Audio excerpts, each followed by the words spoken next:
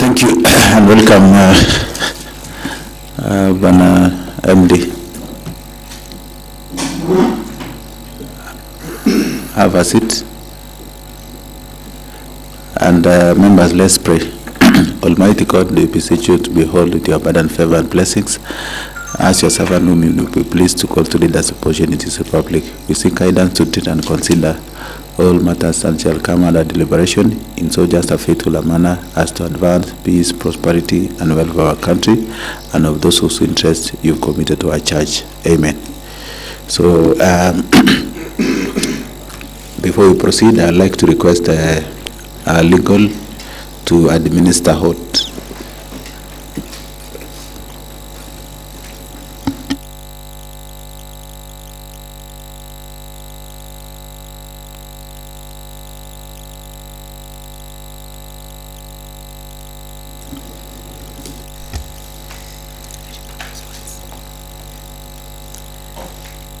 I, Kibiche Poinsiele, do swear that the evidence I shall give before this committee is the truth, the whole truth, and nothing but the truth, so help me God. Thank you. Thank you. You can have a seat. And as we proceed, Bana MD, we would like to do a round of introduction, and I'll begin with myself. I'm Eric B., Chair to this committee, and also MCA representing great people of Kablele and Third Ward. Welcome. My name is Eric Brett, member of this committee, and also MCA Kipche Barwad and Deputy Speaker. Welcome. My name is Martin Cheriot, MCA Kapugirwet Ward, Vice Chair to this committee. Welcome. My name is Lily Sirma, a member of this committee. Karibu. Thank you. Welcome, Engineer Shile. My name is Corey Vincent. I represent the great people of Londiani and also a member of this committee. I would like to declare that Engineer Shile is a friend of mine. I schooled together at Egerton University. I've known him for a long time, but this knowledge and friendship would not interfere with the work of this committee. Thank you. Thank you. I'm Roti Sharon, representing the good people of Seretut. Thank you. I'm Kibet Peter, MCA Kapsuzer Ward, member to this committee.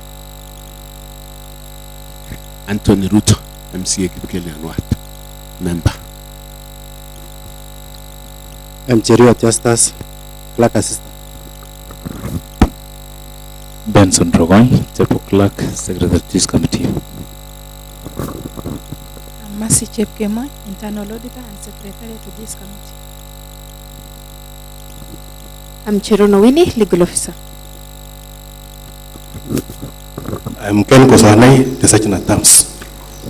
And I'm Patrick Oro, PR Officer. Thank you very much, members. And before I give to you, Shele, I will also want to additionally give you some follow-up comments that when you introduce yourself, you will take your time briefly, state the roles you partake as the Managing Director of KEWASCO, and also take us through how long have you worked in KEWASCO, and how did you find yourself in the company, basically in terms of application, jobs, and what way did you join KEWASCO.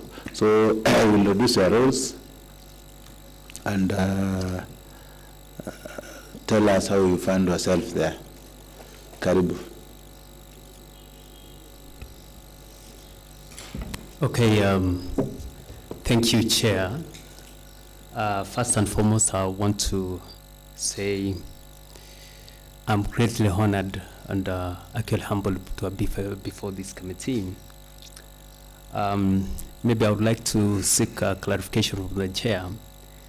The letter that I received is reading Managing Director, Kenya Water and Sanitation Company. So maybe, Chair, I think whether it's a typo, it is written Kenya Water instead of Kericho Water.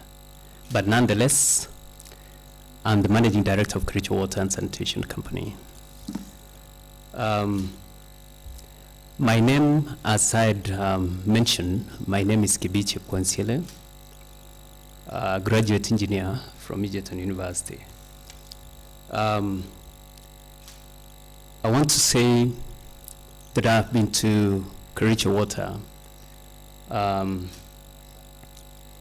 as at the time of the clustering, that was 2nd of November 2018,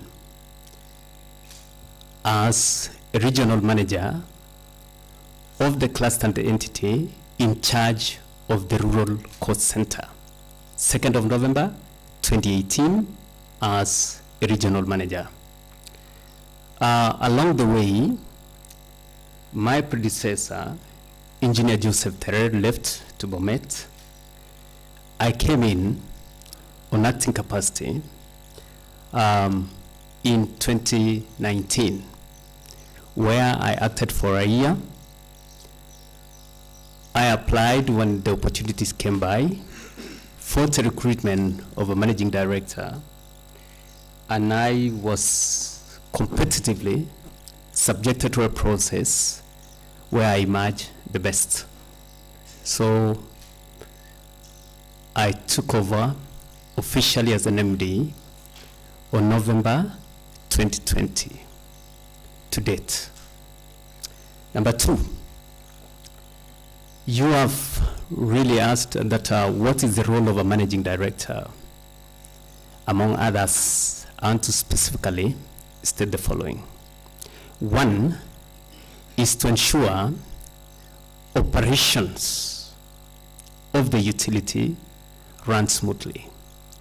Number two is also to source for finances through other water sector players within and outside the country to support Kericho Water in trying to achieve its objectives.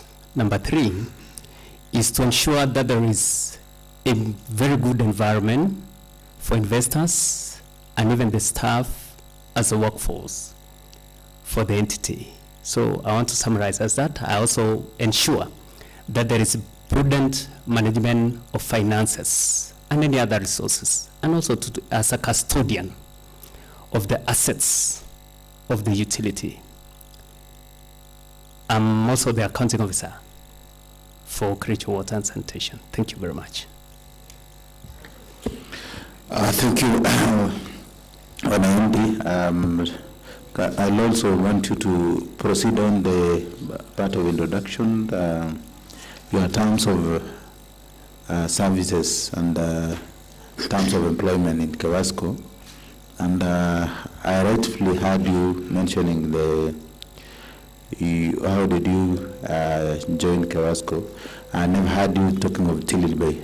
I don't know whether Tilil Bay is not appearing in your introduction part of it. You say you are the role managing director role or regional director, so you'll kindly tell us what do you know about Tilil Bay, and of course you'll include the two companies, that is the Tilil Bay and KEWASCO. How is it related in a way, and why there is division between the two companies, and here there were matcha, and probably you would have something about the matcha, and if there's any documents which is can tell us how the matcha came on board. You'll take your time, explain those roles, and also put emphasis on the same. You mentioned only 5 roles of managing director. How is the MD related to the employer? And you'll tell us who is the employer of KEWASCO and the constitution of the Board of Management. And now is the Board of Management related to KEWASCO. Take your time on those questions, Bwana MD. Thank you, Chair. I want to start by saying Tilil Bay and Kericho Water, on the 2nd of November 2018, after the clustering, Tilil Bay changed its name to Kericho Rural. Though the process is not complete, but we still run it as a core center within Kericho Water and Sanitation Company. I want to mention here that I have also been a staff of Tilil Bay Water and Sanitation Company from 2nd of May 2017 up to and including the time of the merger. There is a relationship between Tilil Bay and Kericho Water in the following. Allow me to refer you, first of all, to the definition of the term merger or clustering as is in the Constitution 189, Section 2 of the Constitution 2010. The term clustering should be understood as the grouping of a number of water supply and sewerage services within a county or cross counties under one statutory or autonomous body in order to achieve commercial viability. I want to stress the use of the term commercial viability in the Constitution because at the end of this session, we will look at the parameters whether the merger actually achieved the spirit of the Constitution in terms of commercial viability. I want to say in brief that since the time of merger, Kericho Water is operated as two core centers. While there are some operations that have been centralized, number one are the departments of human resource, centralized. So what I mean when I talk about centralization is we have all the operations that touches on the human resource, which is a very important human capital, being managed at the headquarters, at the head office, which is actually located at Temple Road. Number two is the Department of Procurement. We have centralized procurement. Number three is the Department of Commercial and Finance. This one includes accounts. Number four is also audit, which are centralized. As you know, audit functionally reports to the board, but administratively reports to the MD. Those are part of the reasons why we have them in that manner. Allow me also to say about this issue of mergers, takeovers and acquisitions, and clustering is not a new thing. It has happened even in business conglomerates. But in Kenya, Kericho Water is the only entity that has been merged in terms of water and sanitation service provision. So we are unique in our own way. I've been asked to say something about the process, whether the process was actually concluded. I want to mention here, clearly and for the purpose of records, that the process of merger was never concluded. Was never concluded. And remember, Tilil Bay Water and Sanitation Company, which also reincarnated from Chemosit Water, used to serve both Kericho and Bomet. In that case, I'm saying that part of the customers of Tilil Bay were inherited from Jemasit, who at some point also was served by National Water. So, Jemasit and Tilil Bay, I want us to treat it as one component for the purpose of records. Banandi, briefly, we don't need the literature behind those, the matcha, but go straight to the point, kindly. Maybe, Chair, when he says the matcha was not complete, what do you mean? What is missing? Maybe we need to know that. Okay. But we don't, we are not interested with the long history. Okay. But what was missing? And what steps have you taken to see that the merger is complete? Because if you are talking that it is not, it was not completed, what actions have you done to see that the merger is effective? Because as per the MD, the outgoing MD there, he told us, you never mentioned about the accounts. Were you to mind the accounts to be one? Because you have talked of some sensitive areas, but leaving the accounts. Number two, when you are doing the merger, what was the agreement in terms of the staffs?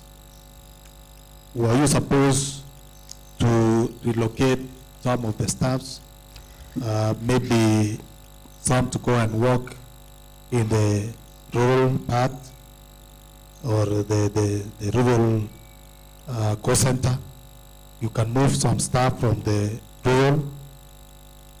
And how many of the staffs have you moved so far, from the rural to the urban, and from the urban to the rural since the merger? So when you are introducing yourself, there is something that you talk about your responsibility as the MD. You never mention one. I don't know if it is your concern, the welfare of the staffs. Who is concerned on that? Thank you. So, Banandi, stand guided. Okay, thank you. Be precise. Very precise. Avoid those. So, there's another additional top-up question on the same. Yes, engineer, you have talked about merger, which has been becoming an issue, and there's been a discussion. Now, maybe you can explain to us the difference between the merger and takeover, because we need to know the same. Again, you said there are two cost centers. Now, it seems, from my understanding, that there was a merger, but now there are two separate entities again. And you have mentioned clearly in the structure that there was decentralized, but you have not said what was decentralized, what was not brought to a central department for management. And you can also explain to this committee, whoever was designing that, what was the advantage or what were they see in having the cost centers? Was it to the benefit, and has it benefited, or it is to the detrimental of the organization? Thank you. Mr. Chairman, addition on the same. I would like to guide you, members. Let's give time so that you see you have added a lot of questions. I'll give you. You will be the first one in a top-up question next. On the same, Chairman. With a lot of humility.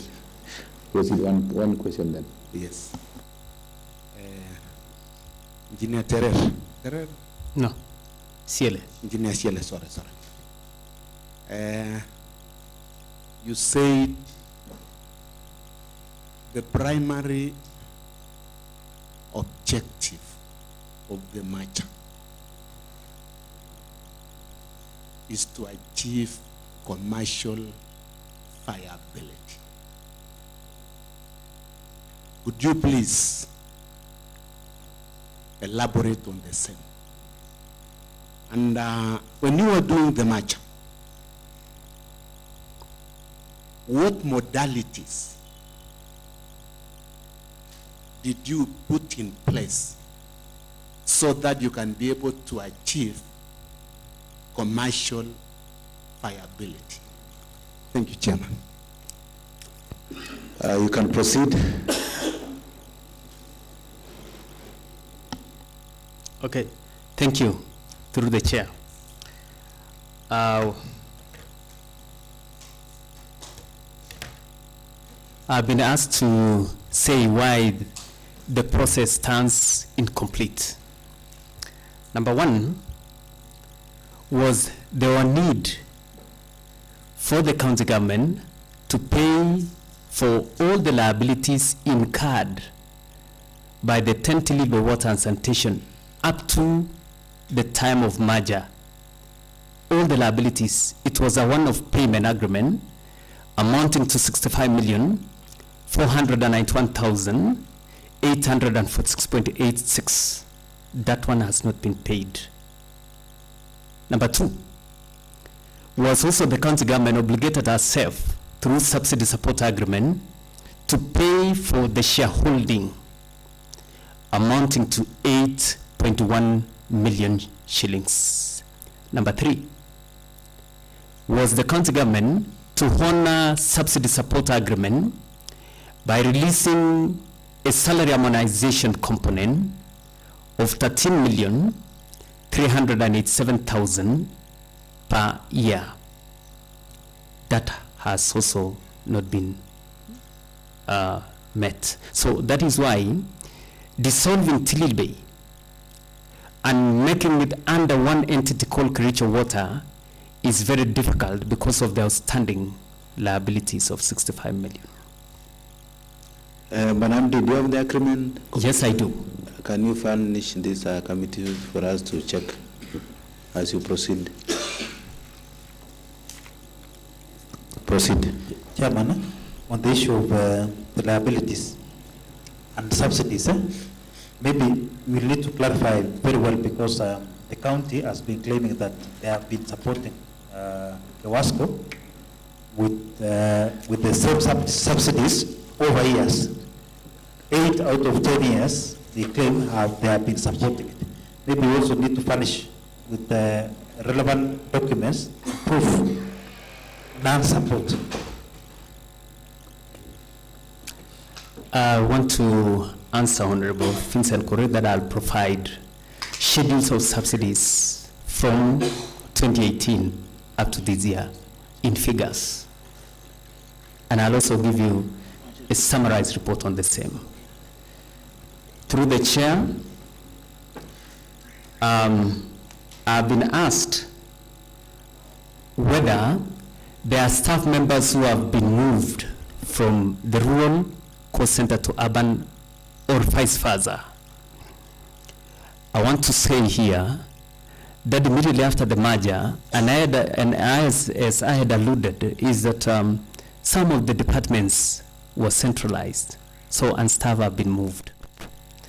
I think there are around 7 of them who have moved to urban. The other thing was Honorable Peter, who is out, asked me that I did actually indicate as part of my responsibilities, where does the MD sit in terms of staff welfare? I want to say here that staff welfare, in as much as we have a human resource department, I'm also part of the staff. So the welfare of the staff fairly lies also at my desk. Honorable Korir, you did ask that the issue of cost center, I want to say that I have documents which were actually given out by the regulator. Specifically, there are letters that we also sought explanation.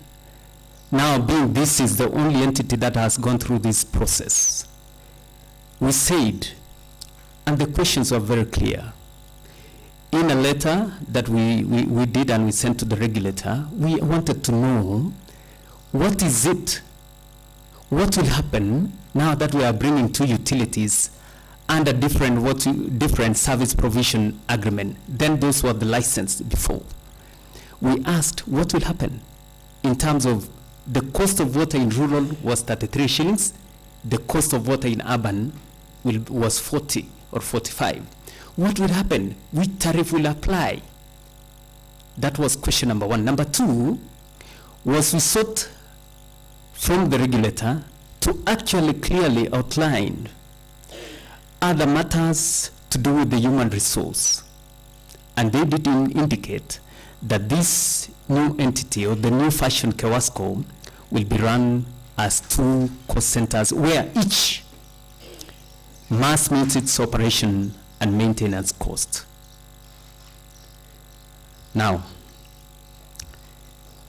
Honorable Korir also asked me about takeover, merger and acquisition.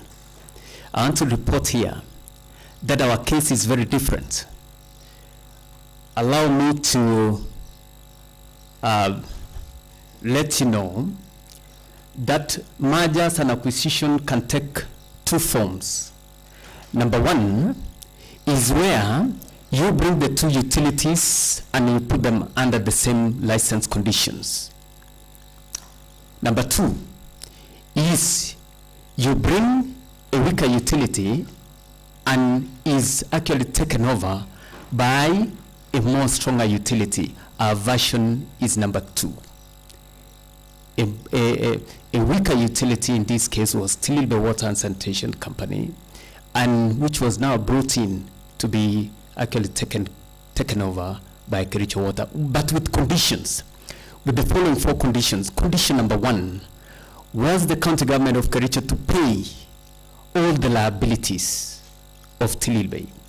Condition number two was that the county government to pay for salary harmonization. Now that we are bringing two people under different working conditions and they must be put in the same payroll, there was need to have these two persons have the same salary band. Number three, the county government of Kericho obligated herself by signing the subsidy support agreement, which I have tabled before you, amounting to 43,200,000 as a bulk water budget for water from Bomet, 43.2 million shillings. Number four, the county government also obligated herself under schedule number 13 to make a provision of 7.2 million shillings for electricity. That electricity component was to take into interest the areas within the rural areas that survived or that was supposed to produce water through pumping. In this case, we have Londiani, Kipkelion, Sosiot, and Sigawit. Thank you. Proceed, MD. I need you to tackle those questions. You've not even tackled the issue of the contract. Okay. My employment, yes, Chair, is contractual, 5-year period, from 2020 up to almost end of 2025.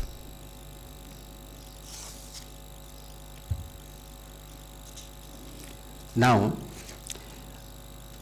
Honorable Ruto has asked me to actually explain what is this thing called commercial viability.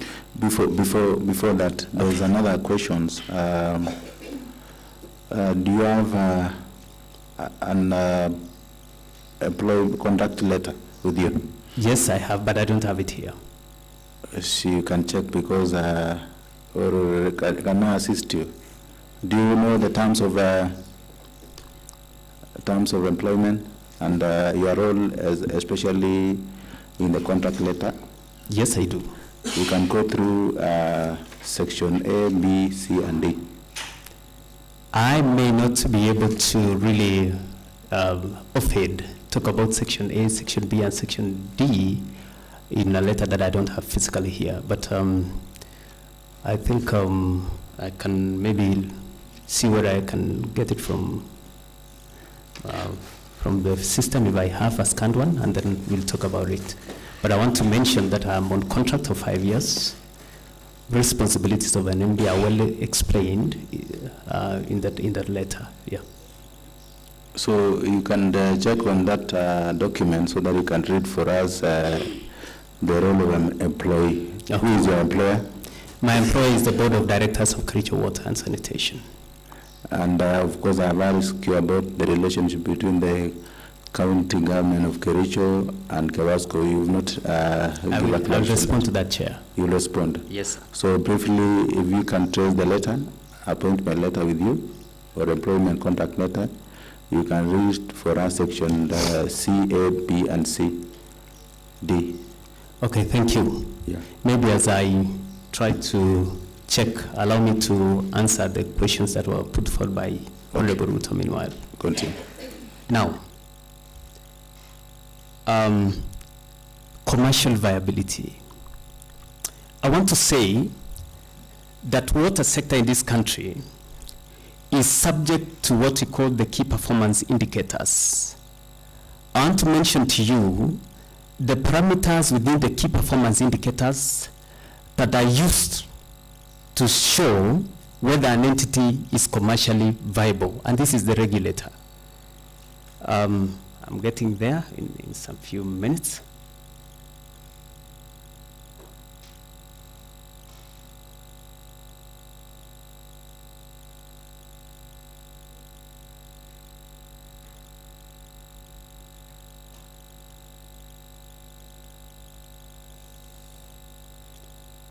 Now, in a report that I'll also submit to this committee, section 5.5 of my report on commercial viability, Water Act 2016 defines commercial viability by measures of its performance in the following areas. Number one, personnel expenditure as a percentage of O&M. That is one performance indicator. And I want to mention here, for the purpose of records, that in terms of personnel expenditure as a percentage of O&M, we are doing badly. This is a company that spends 66% as personnel expenditure as a percentage of O&M, while we are only allowed to spend less or equals to 35%. Number B is operation and maintenance cost coverage. The definition of this is the company able from its internally generated revenue to cover its cost of operation and maintenance. The color coding for that is a yellow. We are only able to cover 86% of our operation and maintenance cost. Number D is the quality of service. The parameters within the quality of service are as follows. Water quality. I want to report here authoritatively that our water quality stands at 99.9%. We are good. Number two, within the same quality of service is hours of supply. On the latest impact report, we are able to give you water 21 hours out of 24. We are doing green, good. In terms of water coverage, I want to inform you here, even the records before this house that we have tabled before, we are doing badly in terms of water coverage. Kericho Urban currently does 75%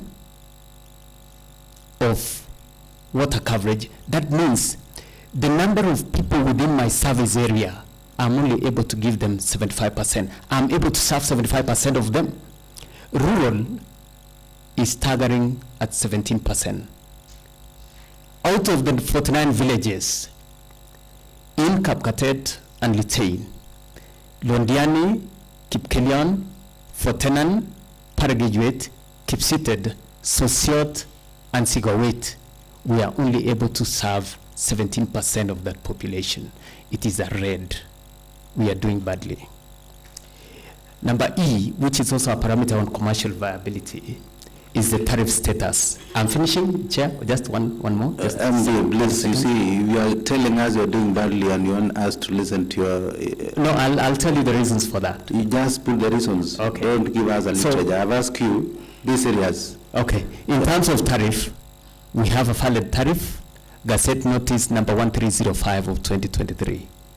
In terms of board of directors, which is also an indicator of commercial viability, we don't have a board, which I think the process has started and we are in discussion. So in areas that I've mentioned that we are not doing good is because for the case of the rural, remember, rural largely relies on water from Bomet, and when that water is not there, 49 villages or around 47 of them, we are unable to serve them.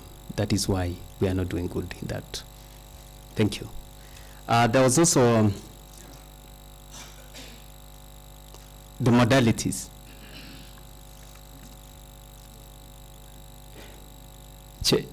Okay, through the chair. Proceed. Honorable Ruto had also asked me the modalities that we have put in place as an institution to turn around our focus on commercial viability. I want to mention here that we decided out of the 9 key performance indicators and areas that we are doing badly, that is personnel expenditure as a percentage of O&M, non-revenue water, and issues to do with operation and maintenance cost coverage as a utility. We have also moved a step notch, and we have gotten some donors to assist us improve on our water coverage. Number 2, we developed what we call a non-revenue reduction plan that we submitted to the department and even to the donors, and there have been indications, and we have received some funding, specifically from Water Sector Trust Fund. We received funding from JICA, we received funding from KFW, we received funding from Catsby Africa to address those issues, among other water partners. The other modality I want to mention here is we already have a valid tariff. That is very important. So we are using the latest tariff to bill our customers. The uniqueness with this tariff and the previous one is this one only allows you to bill when there is water. No water, you also bill at 0.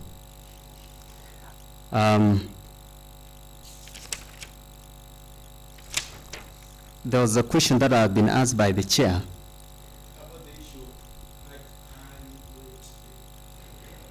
High wage bill still remains a thorn in our flesh.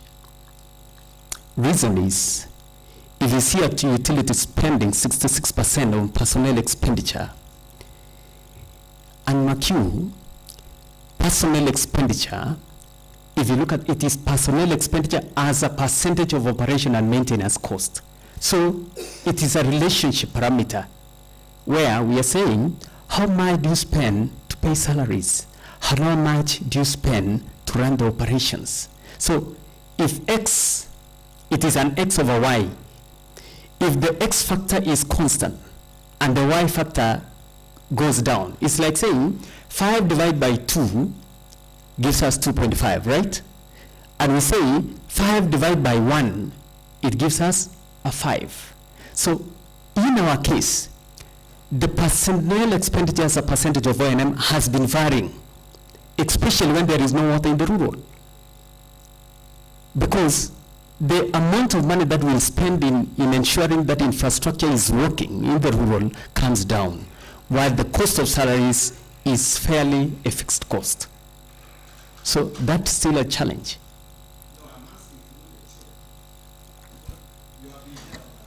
Yes, sir. So my question is, what have you done to address the same? Because it is a thorny issue.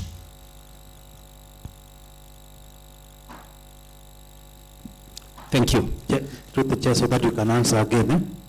I think you have given us an equation engineer, that you say 5 divided by 2 is equals to a certain figure. But I know you are an engineer. When there is a force, there is also another force. Is it equal force the other, on the opposite direction? Now, you see, there is this issue which is eating into the company, and which makes also the company run on a negative. Because if it is 35% and you are getting 63%, it means you are working extra hard twice to try and sustain a labor force that is not maybe producing what you desire as a company. Now, there is something again that maybe you need to tell us. For it to come down, because you say you need to bring it down, you cannot sack the employees. Okay, there's an option of reducing the employees by half, is it? But is it possible by law? No. But there is something that you can do, engineer. And here is where either, I don't want to say directly you, but the management. I want to say the management. The issue of revenue. If you raise, let's say for example, 300 million, a surplus of 100 million, will you complain about this? Instead, you will ask for more labor, is it? So, there is a question of, are you raising the right revenue? Thank you. Allow me to start with Honorable Ruta's question is, what is it that we have done on this matter of personnel expenditure as a percentage of A&M? Number one, if you look at what we are doing, currently we don't recruit new staff unless those for key positions. That is what we have done. If you look at from 2018 to date, we have around 30 or 32 members who have exited, and we are only we will only recruit the key positions. That is number one. Number two, key positions is like the position of the technical manager, position of position of ICT, which are currently on acting capacities. Almost a year now. In our case, and that is why I said, we are in a very unique position because those positions are supposed to be declared vacant by the board. So, and that is why I'm saying up and until the board is properly constituted is when we'll also, we had advertised for the position of technical services manager and ICT manager, but now it is the board to interview. Unfortunately, their tenure came to an end. So already I have applicants or applications to those two positions. The other one was from Honorable Korir. I want to mention here that it is practically impossible to sack staff, all of them, for us to reduce on personnel expenditure as a percentage of O&M.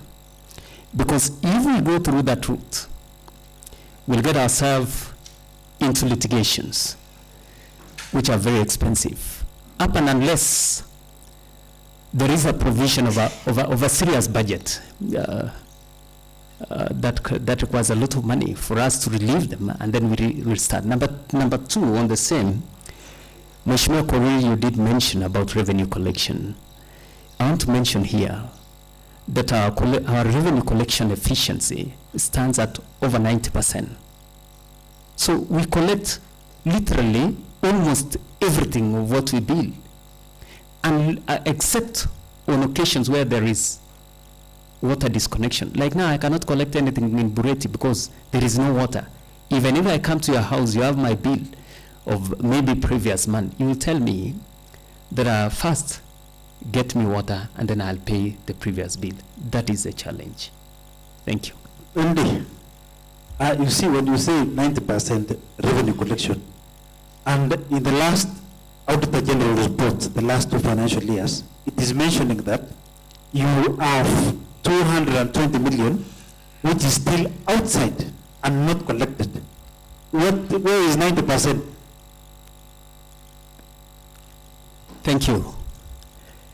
if you look at the report from the Auditor General, it is actually 210 million shillings debt outside that we have not been able to collect. I want to mention the following. 45 million of that money is in Bomed area of jurisdiction. 45 million. The rest, we have a water supply that used to work in Chesinende. The water ban dried up, and that debt remains uncollectible. Since we can supply water, the source actually dried up. Number two is also the debts that are within the customers in Litain. Up and until we provide them with water is when it will be easier for us to collect those monies. I agree that there is a debt of over 200 million lying out there, but this debt is also including government agencies, including the county government of Kericho. 20 million from the county government of Kericho. I figure closer to that. So, but we want to say that we have endeavored to collect. We came up with modalities of revenue collection. Thank you. Chairman, you allow me. Thank you very much. Now, Bonasiele, I want to pose a question on the same that you've stated very clearly that and you've agreed that the Auditor General has raised a flag on the 210 million uncollected, while we are crippling with uncollected the debts. What is the asset base of the company? If I may ask that. I can't hear you clearly, please. What is the asset? What is the asset base? As in, what is the company worth? What is the worth of the company as we speak, vis-a-vis the uncollected debt? Okay. Can you say something on that? Because you see, the Auditor General has raised a flag. Of course, something must not be telling very well. Okay, allow me to. You want the latest or? Yes. How it has? Okay. Yeah. Currently, financial year 2022-2023, the current liabilities of the company stands at 250,704,283 shillings. Number two, current liabilities as at the end of the financial year 2022-2023 stands at 317,522,782, giving a negative working capital of 66,818,499. So it tells you that one alone is a very bad indicator that Kericho Water is technically insolvent. This company has never posted a profit up and until the financial year. Let me get you the exact figure. There is a year that we only posted profit. Since inception, the company has been making losses all through. Since when it was established in 1997, urban and rural collectively. There is a year that we made some profit. I think it should have been 2021-22 there, but I can get you the figures. And we made that profit by an injection of conditional liquidity support grant from KFW amounting to 43 million shillings, which was a grant.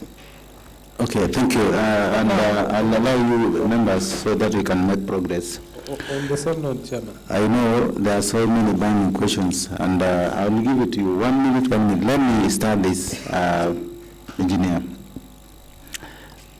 In your terms of contracts, there is an area written performance criteria and the targets, whereby the company will use to the performance criteria in order to evaluate your contribution to the company, of the growth of the company. This performance measurement system is intended to address your specific functional targets, such as profit maximization, cost reduction, quality enhancement. which reflect the company that there is a growth. You mentioned very well that this company is making, every year is making losses. You've been in the company for, I don't know how it is the last 5 years.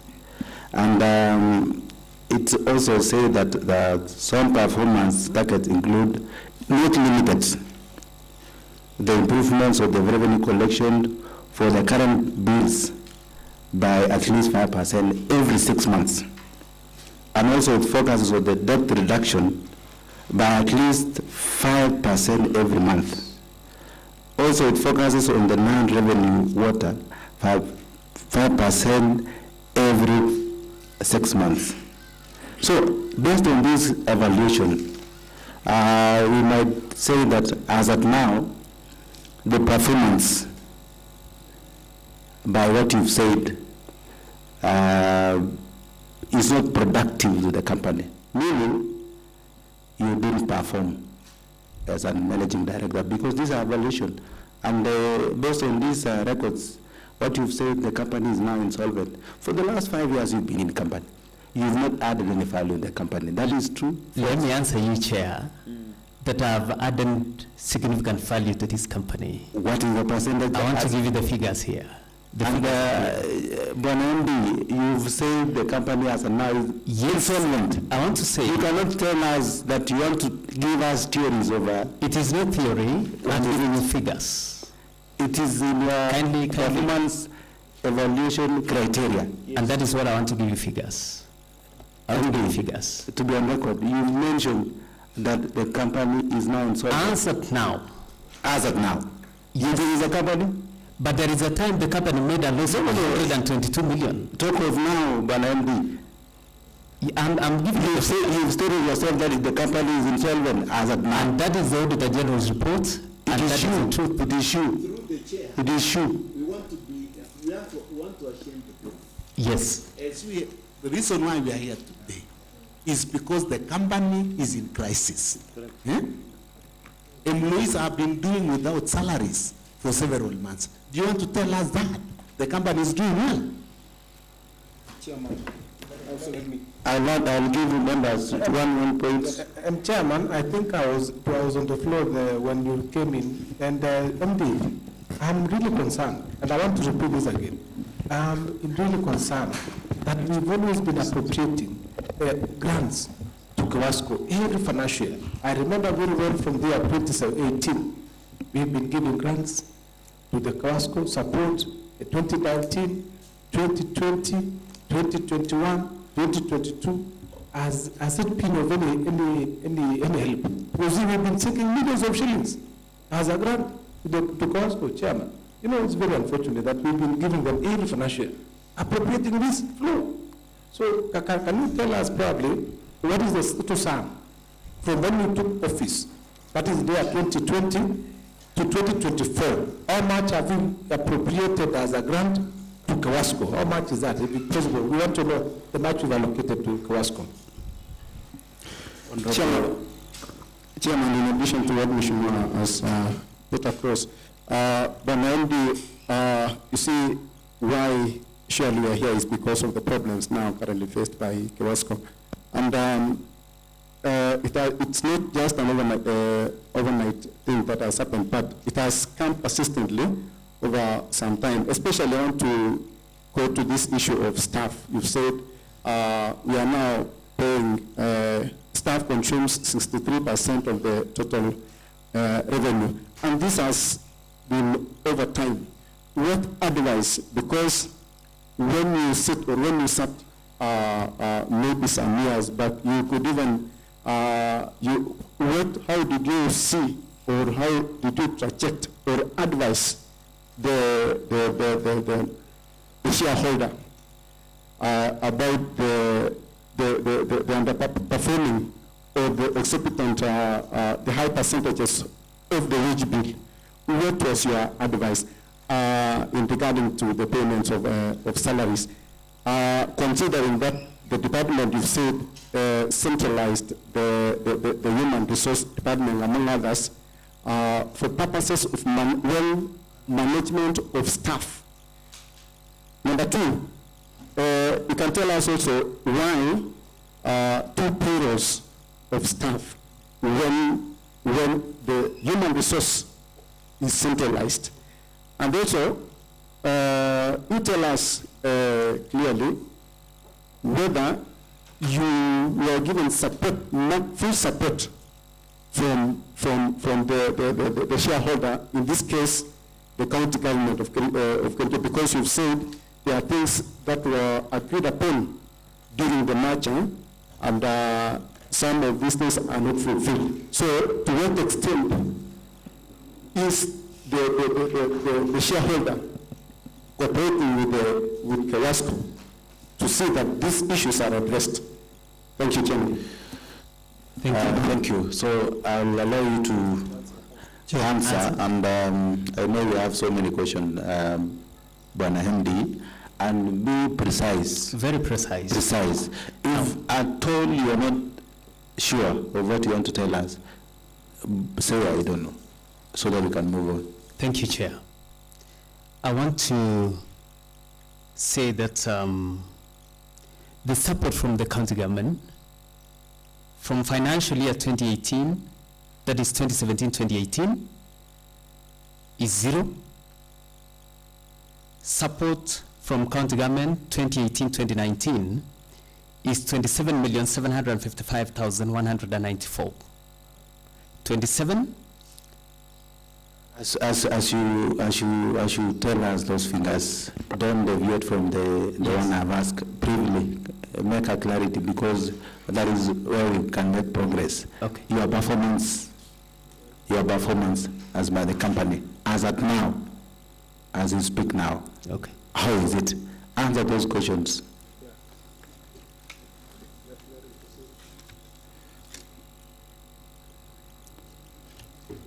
Okay, so let me finish these figures. Now, that is 2019-2020, 29,912,743. 2020-2021, 16,500,000.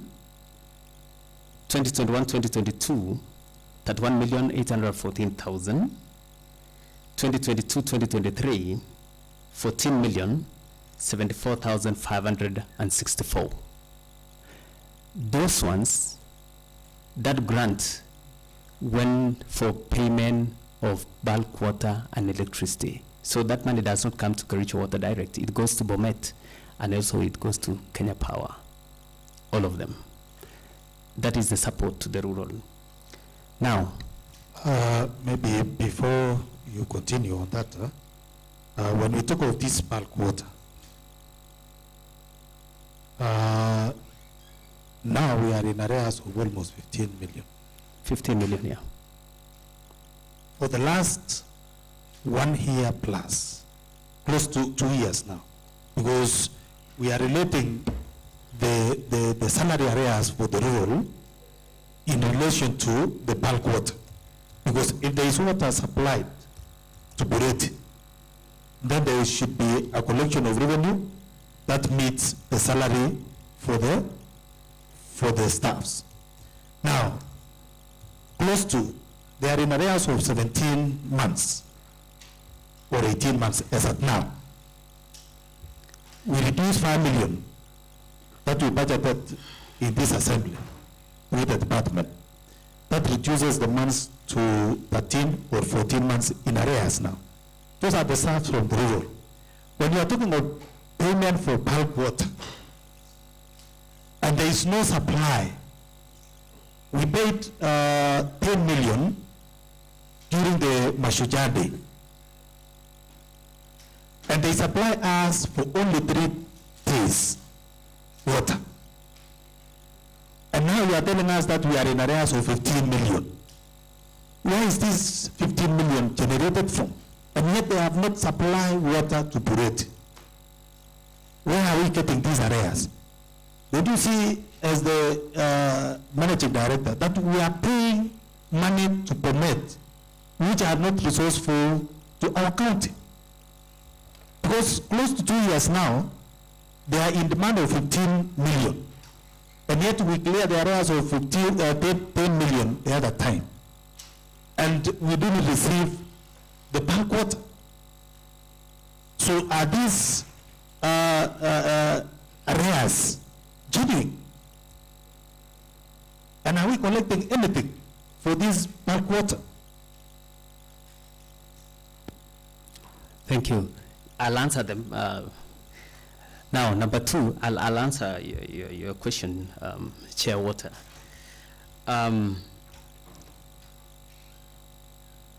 I've given grants to date.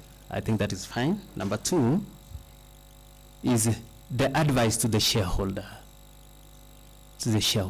In terms of why we are in this fix. The advice to the shareholder, I want to mention here that I've written so many letters to the county requesting them to meet the issues that they signed in the subsidy support agreement, and that has not been forthcoming. Especially the issue of salary harmonization for the staff. Up to now, it is only the other day when staff went on strike. The salary harmonization, one MD, yes, has a timeline.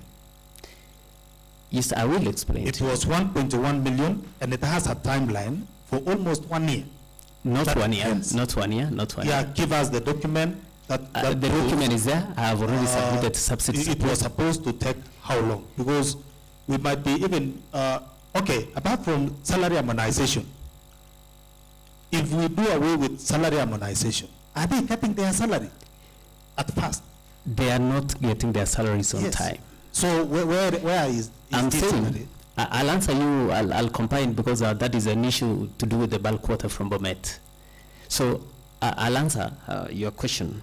So in terms of why do we have two payrolls? And you should give us also those letters that you have written to them. Okay, I'll give you the file. Now, why do we have two payrolls?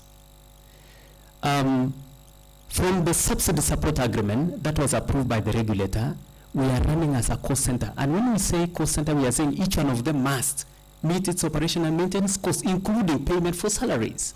So, why we are running two payrolls is to know whether the rural cost center is eating into the urban. And I want to confirm to you that rural is eating into the urban.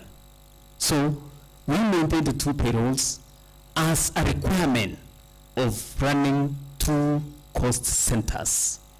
Number two, whether we have gotten support from the county government, I want to say that the support to the following components has been forthcoming, but not consistent.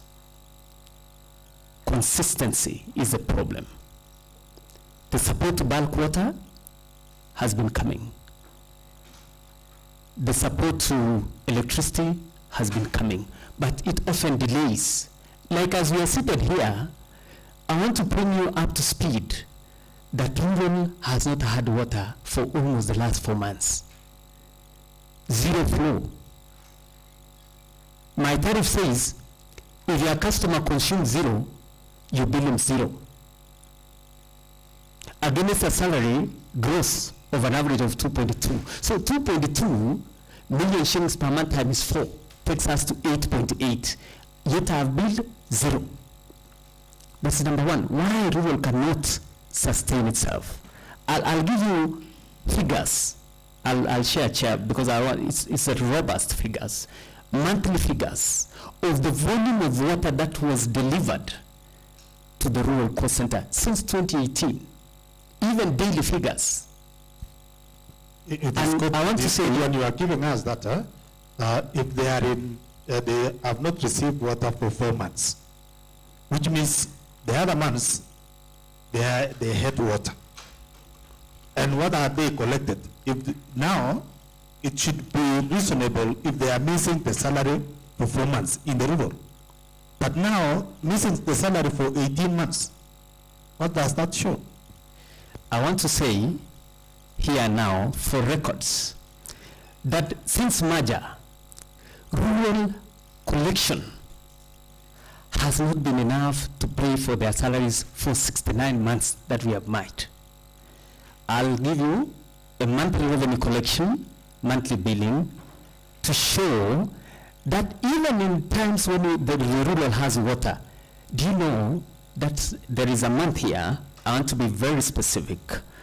Let's pick any, let's even come to this year 2024.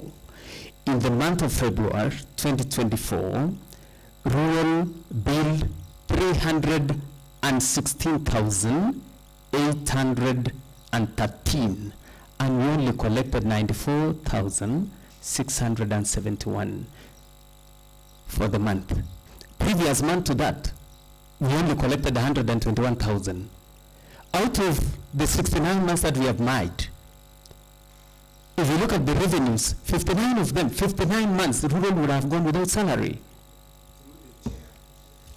Could you please be specific when you talk about the billing of rural schools? For example, in Kenya, how much did you pay? I only prepared the cumulative figures, but I can give you the one that shows Londiani, Kipkelian, very specific. I can give you that. I'll share with the secretariat. For us to comprehend it. Yes. Well. Yes, I will. So I will. Specific. I will give you. Rural scheme. Yes, I will give you all of them monthly. Monthly. So I am saying here, honorable members, that 85% of revenues come from water sales from bulk water that comes from Bomet.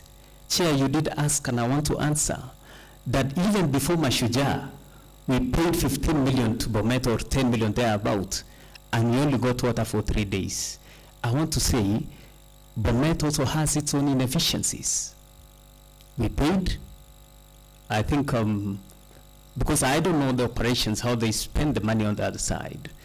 KPLC disconnected them. I think they had a huge bill of power. So those are exogenous factors that are beyond even the operation of an MD in Kericho, because they are different entities altogether.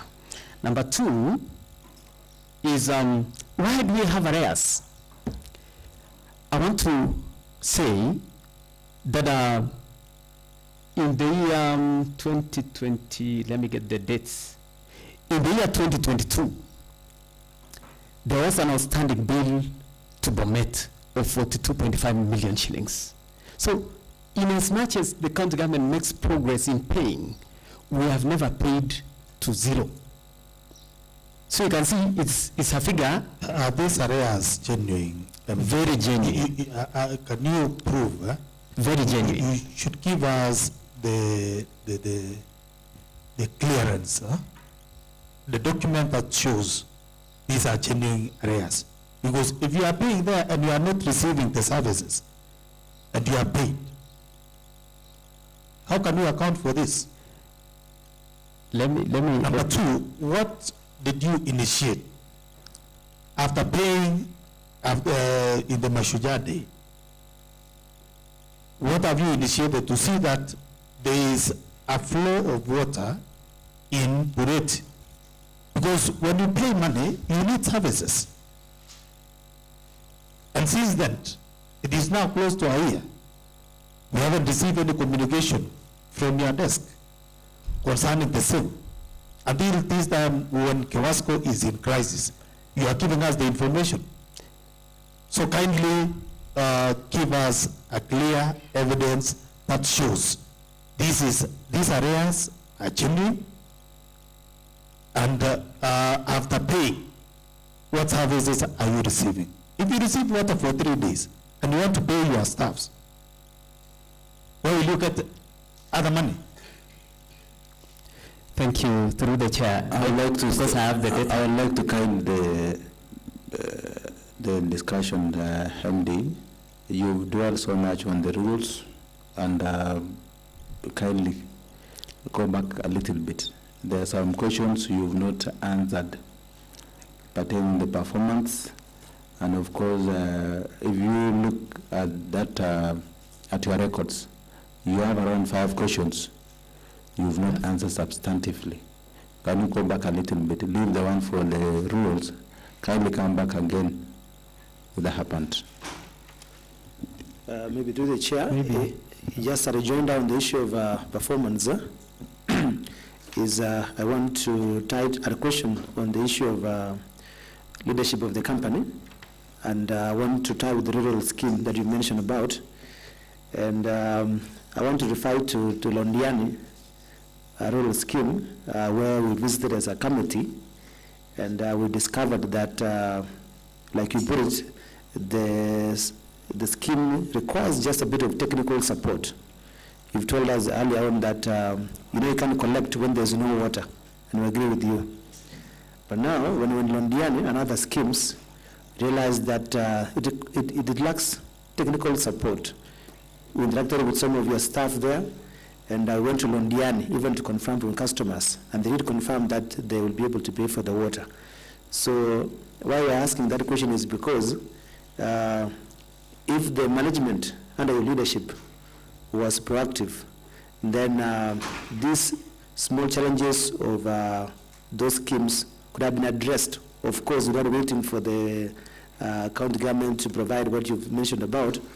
But still, at the management level, you could be able to do what you call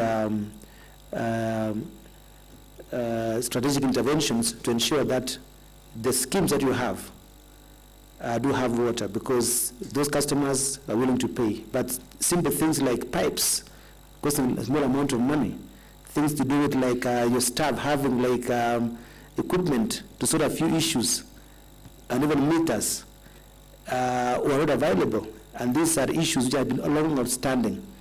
So as you answer about your performance, please also tell us why some of these small issues which could have enhanced your revenue have not been addressed in rural scheme, because these are things, in my own view, if management were able to really work on that, we reduce the number of losses and also have more revenue coming in between.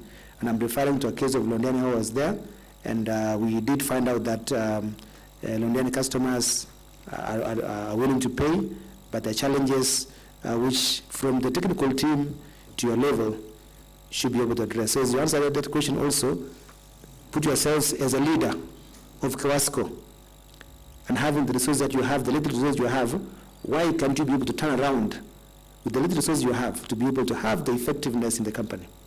Thank you. Chair, with regard to that, so that I can put all the questions once, then you can answer. Now, Engineer, I would like you to actually look at the insolvency or profitability of the company. Now, you admitted that the company is insolvent, which to me is an admission that the company has actually failed. The reason why we are here is we are trying to revive KEWASCO or look for solutions to save KEWASCO. There is chaos because currently staff are not on duty.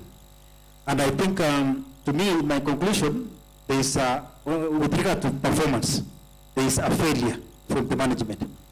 From the analysis that we have done and even the question that we have asked, you mentioned about the wage bill. You mentioned about non-revenue water, and you also mentioned about liabilities and assets. Let's come back to wage bill. When we tackled or asked questions to your technical manager, the acting one, and the reason why there is non-revenue water, he said is because of lack of staff. That's what he told this committee. And when we asked how many staff do you want, he said only he needed 7 staff. Engineer, non-revenue water is 4 million. This issue has been reported 2 consecutive financial years by the Auditor General, and it rose from 50%, is it 50% to 53%, instead of even coming down. The issue of performance, I believe you as the leader, you must be an office person from the way you are talking, and not a grounds person or a field person. Because all this comes down, how comes we are losing 4 million liters in a year, which can be turned into revenue? Again, tell us, you cannot say 90% of KEWASCO revenue is raised, while you still have 220 million outside and the other millions. You've mentioned that the government, you have mentioned about the county government, you have talked a lot. And I have seen you mention only challenges that are there, but I have not seen actions that you have done as an MD to make sure that all these challenges you are mentioning are dealt with. Kindly tell us if that is not equated to non-performance. Thank you, MD. I'm giving you 5 minutes to deal on the issue of performance, your performance. Okay. Just be precise. Okay, I want to say that for the short stay that I've been there, I think I've performed exemplary well as an MD.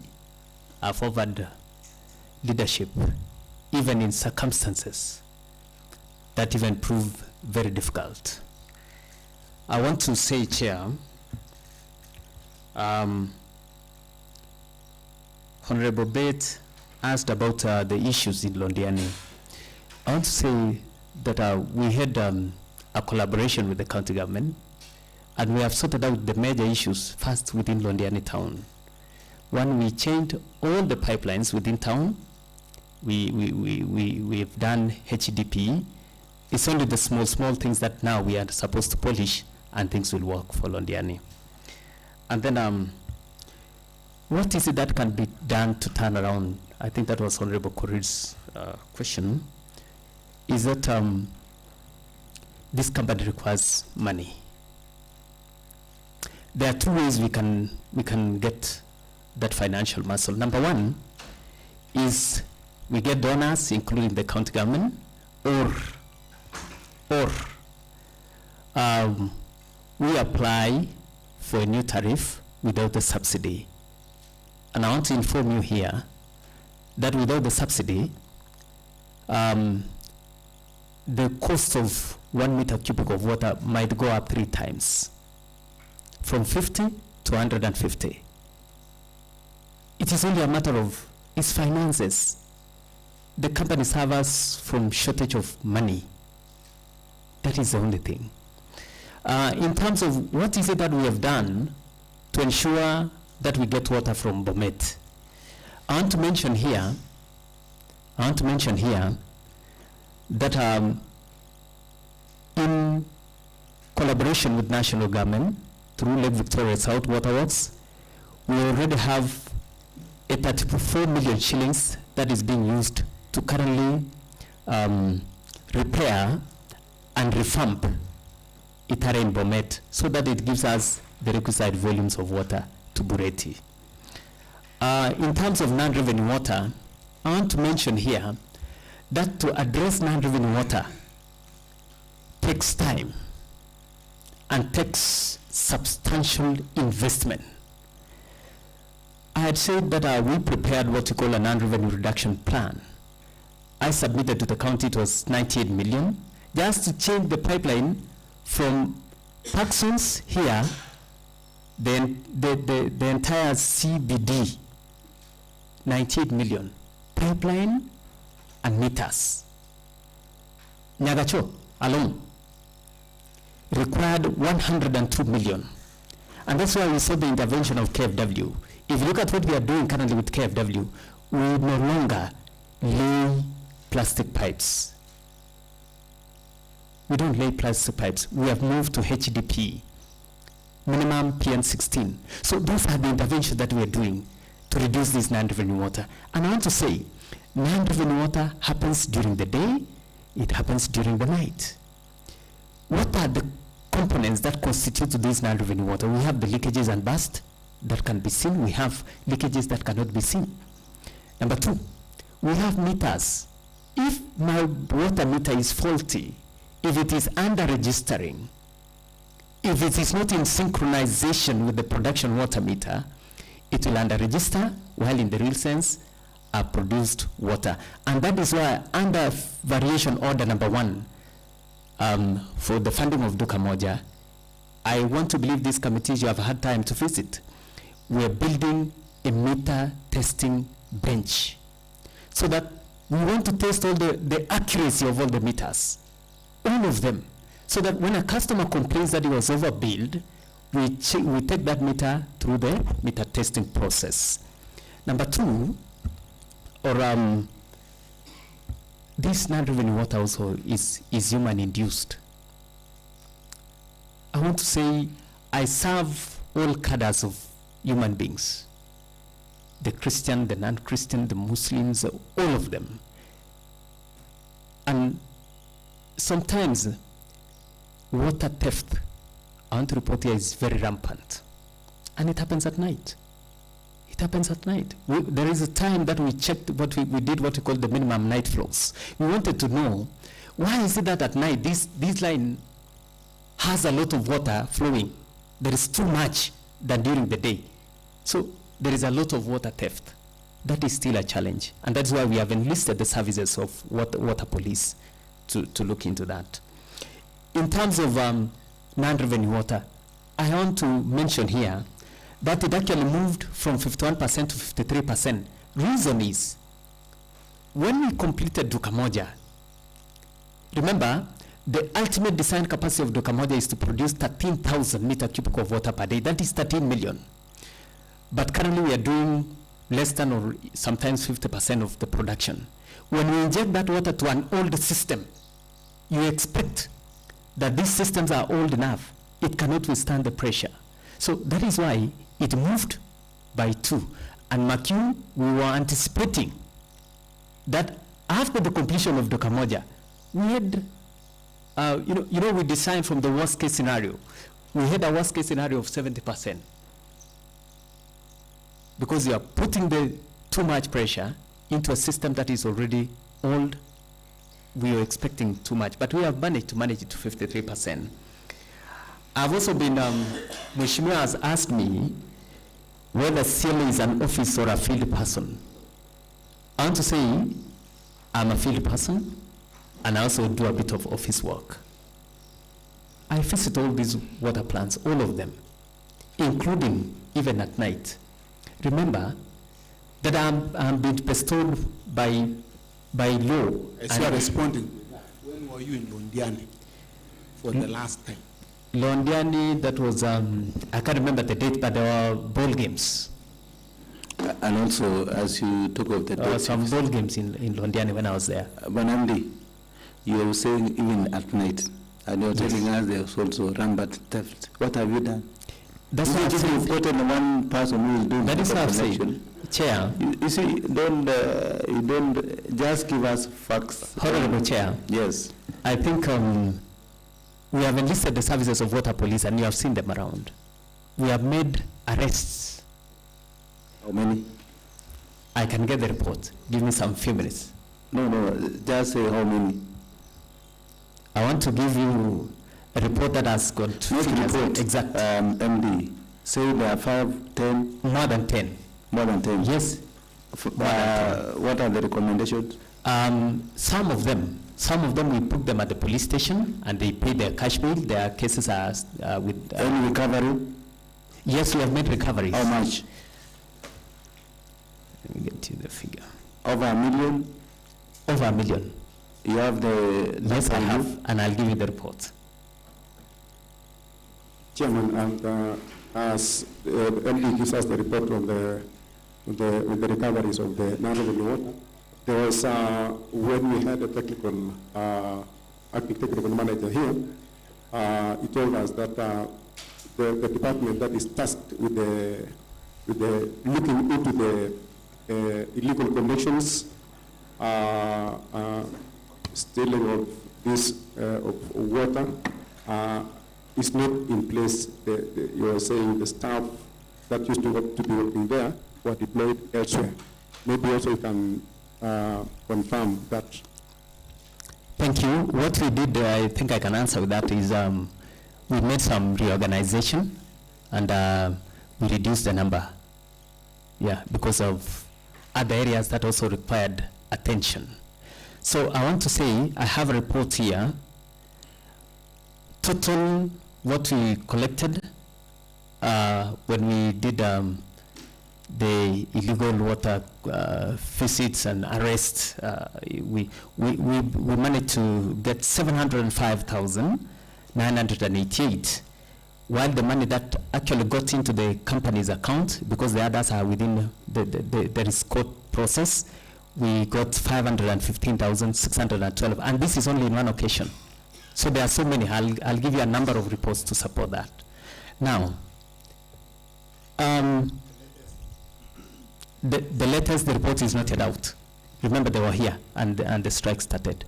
And when was it supposed to go back? I did an extension request to the CEO, Waterworks Agency. I did a letter requesting for extension of time, for them to stay a little bit longer. Because their main function, as by the Gazette, is issues to do with non-revenue water and to protect water infrastructure. Well, when was it, as per the letter you made? You had requested for how many days? Let me try to get you the letter.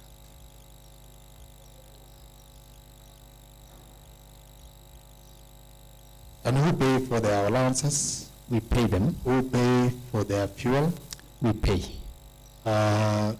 You should give us the number of liters of fuel they consume, the latest. But Andy, to make progress, I also wanted to be just precise in this manner, that you tell us that by the time they came, of course, if it's a month or two, then you tell us they have been here for 1 month. Number two, these are the recoveries. In a precise manner. Don't take time by giving us the facts. Because if you can tell us, of course, you know, you are aware, these are the people who have got to the legal connection, and these are the recovery. If there are two, say we got 2 in this month, we got 3 in the last month, so that we can make progress. And this is the amount of money we recovered. Okay, they normally come for, depending on the request, they normally come for 2 weeks. Yes. Yeah, but I'll give the detailed report, including the amount of fuel they draw after this. With us here, we know we've gotten those issues that you fuel every day. Not every day, no. How often? Depending on the areas that they go. How much allowance have you given them for the last 217,000. That was the last payment. Is that cannot? It justifies, because if you look at what they also managed to bring on board. As you know, 217 consumption. What are the recoveries? Fasafi, the consumption. Let me get the exact figures. It is 4.202,053.19.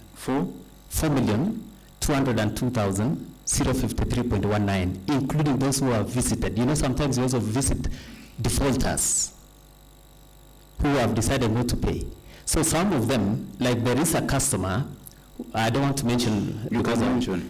There's a customer who had an outstanding bill of 259,000, and when he was visited, he agreed to enter into a part payment, which is still ongoing, so he's paying monthly. So how much have you recovered since then?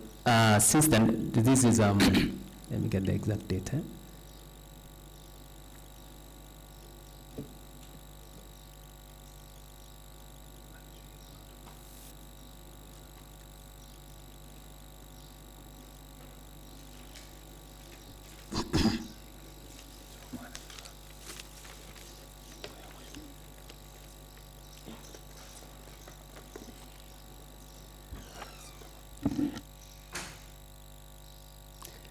Since when they were last year in January, making a part payment of 12,000 to date. That is how many months? 84,000. But only you're talking of 2 weeks. They came, you paid 217,000. Recovery is how much? Don't give us a list for the previous period. No, this is the report already I have, because the other one I have not managed. What about the one for the 2 weeks? The 2 weeks. This was the 2 weeks now, in January. How much have they recovered from them? We have recovered, already what you have received is 705,000. Are there the collections? What we have received is 515,612. But already, yes, but already, you know, this one excludes the monthly payments which are coming to their account. What we need is the recovery. But be clear. Don't lump up with the collection, the usual monthly collection. We need only the recoveries. So that we can get clarity of whether we are making profit or losses. Yes, I'm saying that at the end of the 2 weeks, we had received 515,000, right? Recoveries. Yes. And then there are customers who have already entered part payment because of that exercise. And they are still paying up to now.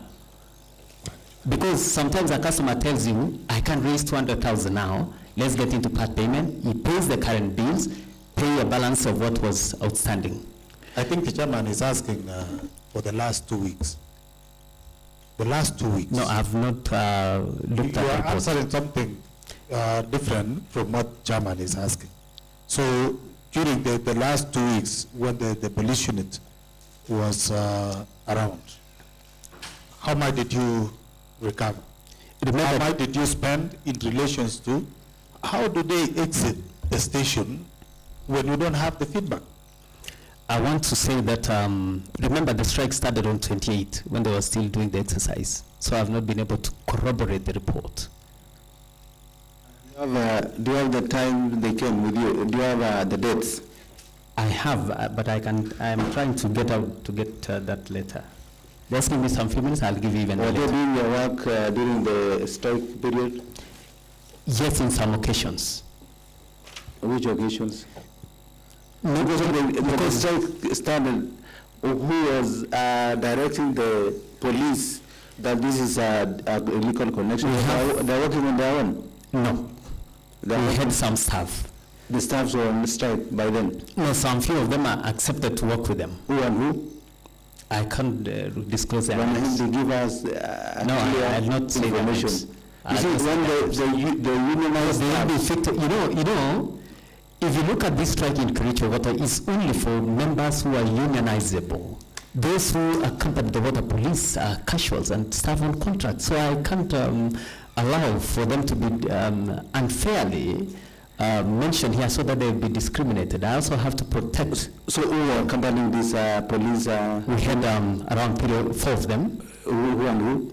I don't want to mention names. I'll give you their names off the camera. They are on contract? Yes. And so they're actually with the Department of Non-Revenue Water, and that is their work. But we went round with the members before when we started this committee, that we went round. We never found anybody working while the others were on contract. They told us now the only production sites are only working, while the rest, nobody's working. Some of them are working.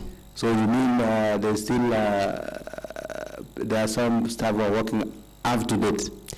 Like now, when we have a sewer blockage, so they come, they assist. How about the one for the billing and the recoveries? Nothing going on in the billing. So when the police unit left, they left?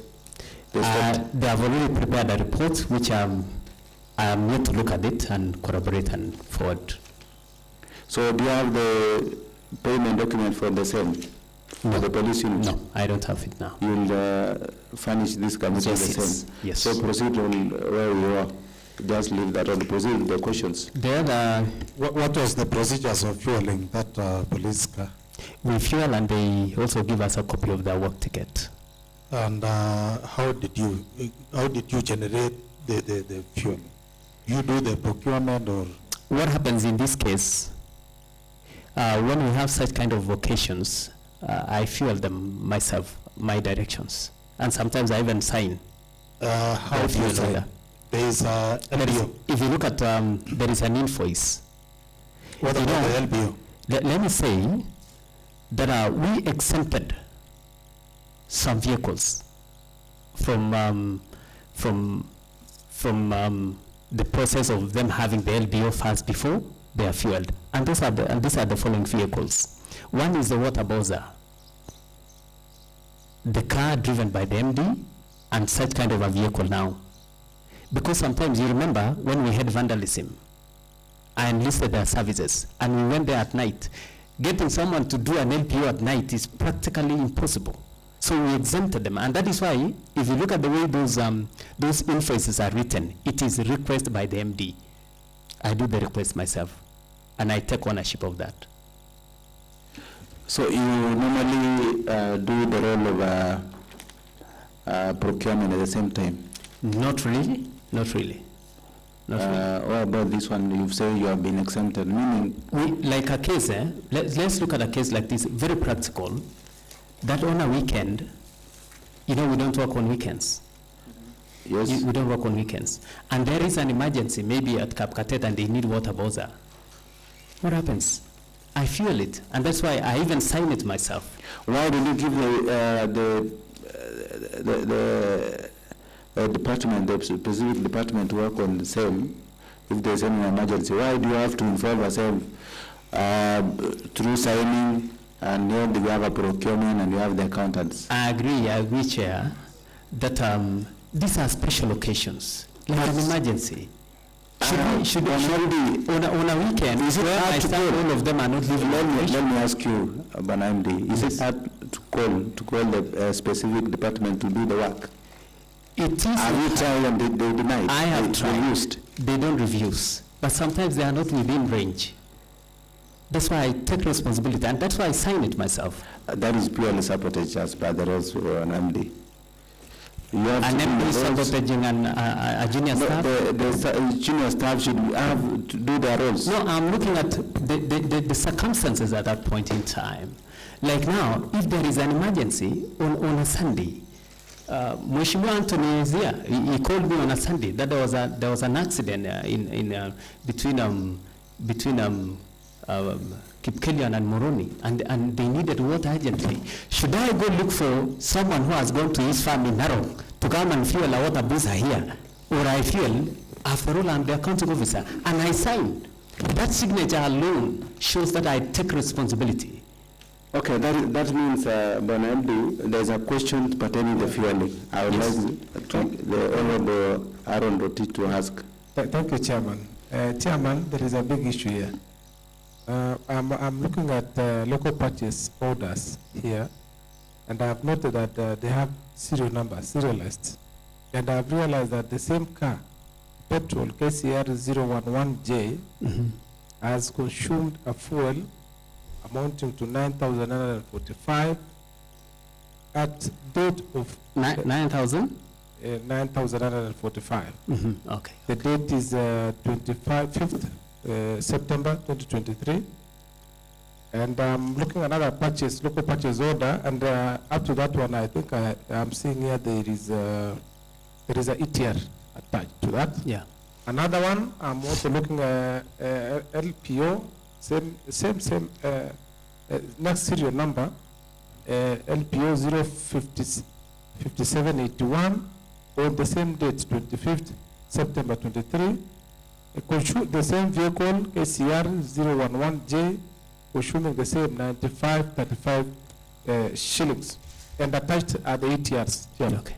And going again, there's another LPO, the same, at the same date, the same vehicle, and even if you check on the time in ETR, is it the same vehicle? The same date of 23rd? 25th. And the other one was 20th? No, 25th. All of them are 25th. Okay, 25th. Okay. And on the ITR, when you go to ITR, the time in ITR, again, is very clear that, Chairman, it is 1651 in another ITR with the same date in ITR. But when you go another one also, it is 1648, and another one, yes, the same date. And then another one is written 16 in ETR 51, and another one 50. Is it 51 there? 48. A difference of 3 minutes. And the local purchase orders are very. So you wonder, is it possible that one car can be refueled at the same time? I want to explain that. Yes. I think I've just mentioned that we exempted some of the vehicles. They can draw fuel and then we come and do the LPOs. Now, what is also missing in those documents is this is KCR 011 driven by the MD, who happens to be seated here now. Now, the documents that are supposed to support that is, were you also given the GRV, goods received voucher? Are the invoices also reading the same day? Yes, of course, the invoices are attached. Check the dates of the invoices. The invoices are, could even have been doctored. I'm seeing here that is 19th, another invoice is 19th. So, 19th? Yes, another invoice. And then the LPO was generated on 20th. Another invoice is 15th. Yes. So, I think now that one answers the question. Yes. That answers the question. When I go to fuel, I sign the invoice, right? And I said we exempt these vehicles because of the nature of the assignments that sometimes we do. So LPO is later generated after the invoice. You see that? So the ETR is under the custody of the vendor. And he brings maybe his invoices on Friday. So you can decide, maybe Friday, he generates all the ETRs for Kericho Water, he brings them on Friday. And that is why you can decide, maybe I start with KCR, he picks all the KCR invoices that this vehicle drew fuel on 15, on 19, and on 20th, right? And he generates an ETR. ETR will have even a difference of 1 second each. But that one does not say that the vehicle consumes fuel after 1 second. Is that right? All right. Yeah. So that is the explanation. Maybe in connection to that, there is no problem with that, the consumption. These exempted vehicles. Yes. Do they have the work tickets? Yes. KCA 039F is a water buzzer. It has a work ticket. KCR 011 is driven by the MD. It's my vehicle. You don't have the I work have, ticket.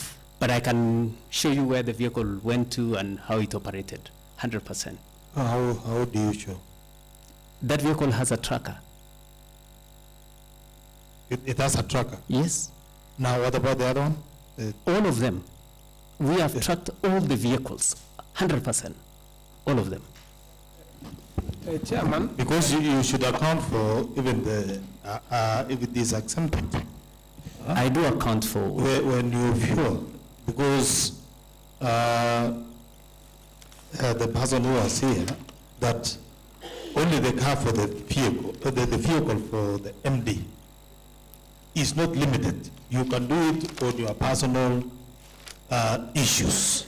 Which I rarely of which they have also the mandate to fuel your vehicle, use at your own time for your private issues. Is that the situation? That one also depends on the integrity of the person. But for my case, I rarely use that vehicle for my personal use. Rarely. Chairman, I think on the same, I'm coming to realize that MD, you are saying the local purchase orders are being generated at the same time. Because now this one is seems to be sequential, Chairman. No, the applications on the other side are being generated, all of them. The same limit is being generated, what do you call the ETRs. If you look at at the same time. Maybe I want to answer you, Yes. Honorable. Yes. If you look at the LPOs, it doesn't have a time designate, right? Yeah, but the it has LPO a numbers, date. LPO numbers at the dates. I'm saying LPO numbers and the dates. Yes. So the exempted vehicles, when the vendor comes with all the invoices, it is at the discretion of someone who is at the procurement. Either he can generate all the APOs for specific vehicle and then goes to another vehicle. Yeah, that is it.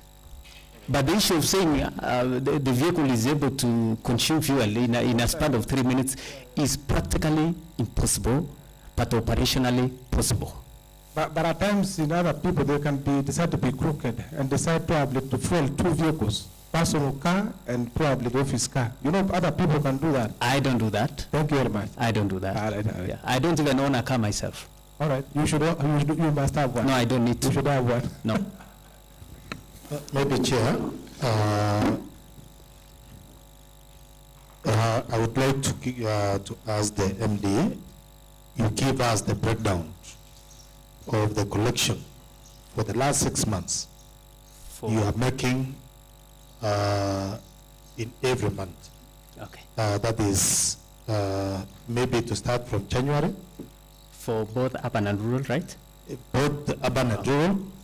That is your general collection. Give us the breakdown. Okay. Chairman, maybe as he prepares to respond to that, I wanted to ask the MD to, if possible, we have the record of all the vehicles, and you mentioned that they have all the vehicles 100% have trackers. So if there is approval of that also, an MD, then as the committee, then it will assist us also.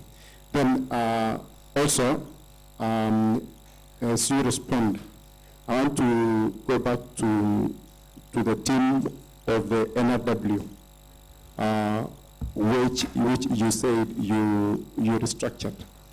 Now, this team, I don't know how you restructured, because I know there was that team initially that used to go looking around for this 911 water mending and the rest. How is it effective at the moment? Because that is where we are trying to cut the losses that is contributing to what we are witnessing at the moment. And also, maybe you can tell us about we have the water treatment plant at Pajitoro, also this one for Dukamoja. And around this area also, there are consumers who doesn't have water, these areas. Where are you going to address that? Because also the consumers are there and there is no water. Thank you. When MD, you can respond on those questions. I'm saying that there are some even you've not even responded. The first one, from my record, I'm saying you've not even responded the first questions. Kindly remind me the question. Maybe you've noted down. Check on your records. I've written so many. So have you answered all of them?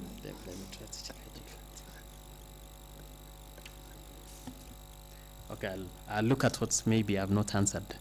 But I want to say, through the chair, Honorable Peter, I'll give you billings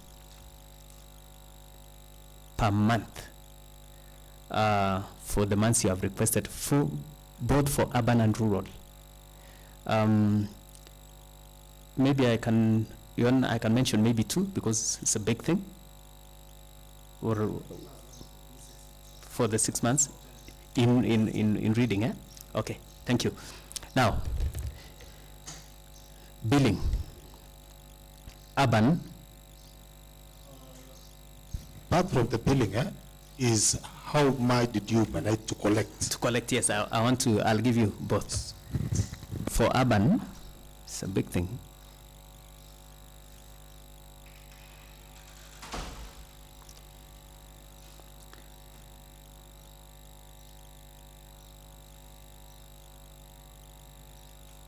Allow me to use financial years, because it's a bit easier. July. No, so 6 months, let me count. 1, 2, 3, 4, 5. Let me start with October. October, urban. This is urban. We billed 15,926,438. We collected 14,528,155. November, we billed 14,718,005 shillings. We collected 13,392,200. 208 shillings. December, 13,534,627. We collected 11,358,055 shillings. January 2024, we billed 18,227,722. We collected 17,823,950. February, we billed 16,176,821. We collected 16,650,847. For the month of March and April, I was unable to get from the system, but I only managed to get the collections. Collections for the month of March and April, in that order, is 11,111,148. For the month of April, is 11,337,588. That is the much I was able to get. For rural, the same period, from October 2023, they billed 314,468. They were only able to collect 189,684. The same rural, in the month of November, they billed 925,500, it is 558. They collected 283,621. The next month, they billed 445,917. They only collected 211,724 and 26. Next month, they billed 299,947. They collected 121,970 shillings only. The next month, they billed 316,813. They only collected 94,006. They billed 316,000. They billed 316,813. They only collected 94,671. In the month of, this is where there was good billing. They had water. They billed 2,242,416. And they collected 406,296. In the month of April 2024, they did a billing of 1 million, not 100, it is 1,881,928. They only collected 625,137. I want to mention this one as a rider, that when there is water in rural, billings goes up. And that is the water from Bomet. Check the last 2 months. That is the time they had water. The challenge is, if you look at even the collections, none of this has hit the 2.2 million for gross salary. That is our biggest challenge. Engineer, you see, I would like to believe that whatever you are telling us is true. It's from the system. Yes, it's very true. Okay, now, you see what you explained to us earlier on. I would like to believe that you are telling us everything that you are explaining is true. But you see, you told us earlier that collection is 90%. For urban. I don't know why, you say in KEWASCO, I don't know why. Okay, maybe you'll break down also for urban, but you see from these figures, when you say it's 314 and then you bill 314 and then you collect 189, that's half, which is 50%. When you say 925 and then you bill 400,000, 285, then it is 20%. When you bill 400, 50%, negative 80%, you will bill 20%. 2 million is way below, around 15%. 1.8 million 600 is almost less than 50%. Yeah. No, I don't know why you are giving us wrong figures of 90%. Because, you see, we need to get solutions because, engineer, despite those explanations and the facts, to me, I'm not satisfied. You see, as a friend, I need to tell you the truth. I'm not satisfied. A reason, you see, currently the company is not performing. You also admitted. But to me, I am not feeling, I cannot see that thing of you taking that responsibility and saying, I'm trying to do this and this and this, and action. I have not seen any action.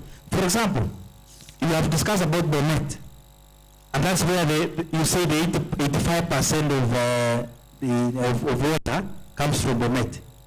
Yesterday, Engineer Mitei was here, and he only gave us, he tried to give us one solution. And I have not heard you saying that anything that to correct that situation, so that we are able to pull away from Bonet and then receive the 80%, so that we can be able to now to recover and have the company running. I have not heard you. I cannot tell you what he said, but I have not had a solution. Furthermore, I'll give you my solution. Yes, I have not had a solution. You see, what we need is solution. Yes, I will have, which I'll again, kindly, when you're giving data, give us data that is real, not giving us data to please us so that we are happy as a committee, while the situation and the real thing on the ground is worse. Thank you. Through the chair, I'll give you my solution for the case of Bomet. I'll give you. That will be my parting shot. I want to say these figures that I'm giving you are true. 100%. 100%. I did mention that we have a revenue collection of over 90% in urban. That is urban. Look at, we are billing 15, we are collecting 14.8. That is urban. But for rural, the challenge is there. Immediately you just complete your billing cycle, water is disconnected the following day. It is very difficult, very, very difficult to go and tell people to pay when there is no water. It is very difficult. But already, if a customer has consumed, already they have consumed that water, why don't they pay? Because one, for example, you are billed 340,000. Already that is the money that has been consumed. So what you need to do is ensure that the balance comes back to the company, so that as you are fighting for getting water, at least you know that all the revenue, at least more than 50% or even 80% is in. Through the chair, thank you. I want to say, Honorable Korir, theoretically, it's possible, but practically impossible. I have been in this game for over 12 years. It is very hard to go and tell someone to pay when there is no water. They'll tell you, we have done that in retain, and Makio, I was in rural. Someone will tell you, I don't have a problem, I did consume your water, but nitalipa hii ya punda ama ndakulipa yako. Because you know, water is, rarely do we get people who store massive volumes. So it is not easy. It is not easy. And that is my honest opinion. To collect when there is no water, no, it is not easy. We even have customers in areas called Chebungi, that is the border of Kericho and Bomet. Customers in Chebingi and Trita Moita who have not seen water for the last 1 year, and they have our debt. It is not easy to collect that money. No, what action have you taken to ensure that Bomet, for example, I've heard that Bomet, maybe Bomet maybe around 15 million, and Bomet owes you 45 million, which is the advantage is towards KEWASCO. Yes, I agree. But now, why have you not recovered 45 million or even engaged with Bomet? You see this as an issue of maybe relating with Bomet, so that you are able to recover your 45 million and be able to pay the balance. Thank you, through the chair. I've written a letter to Bomet on the same. So I've made efforts. But Makio, that figure is also supposed to go to the assembly of Bomet. which I'm told they are yet to discuss and deliberate on how Kericho can be paid the debt owed to the customers who fell within the jurisdiction of Bomet immediately after the Constitution 2010. So that one I've done. Now, for us to get out of this mess, and I want to specifically address my issue to the bulk water, because that is the heartbeat of the rural. That is the heartbeat of the rural. 85% of revenues collected in rural comes from bulk water sales from Bomet. Solution is here. We have had a number of meetings. We have gone to Bomet over 7 times with the CEC. We even had an interaction, even with the Deputy Governor of Kericho.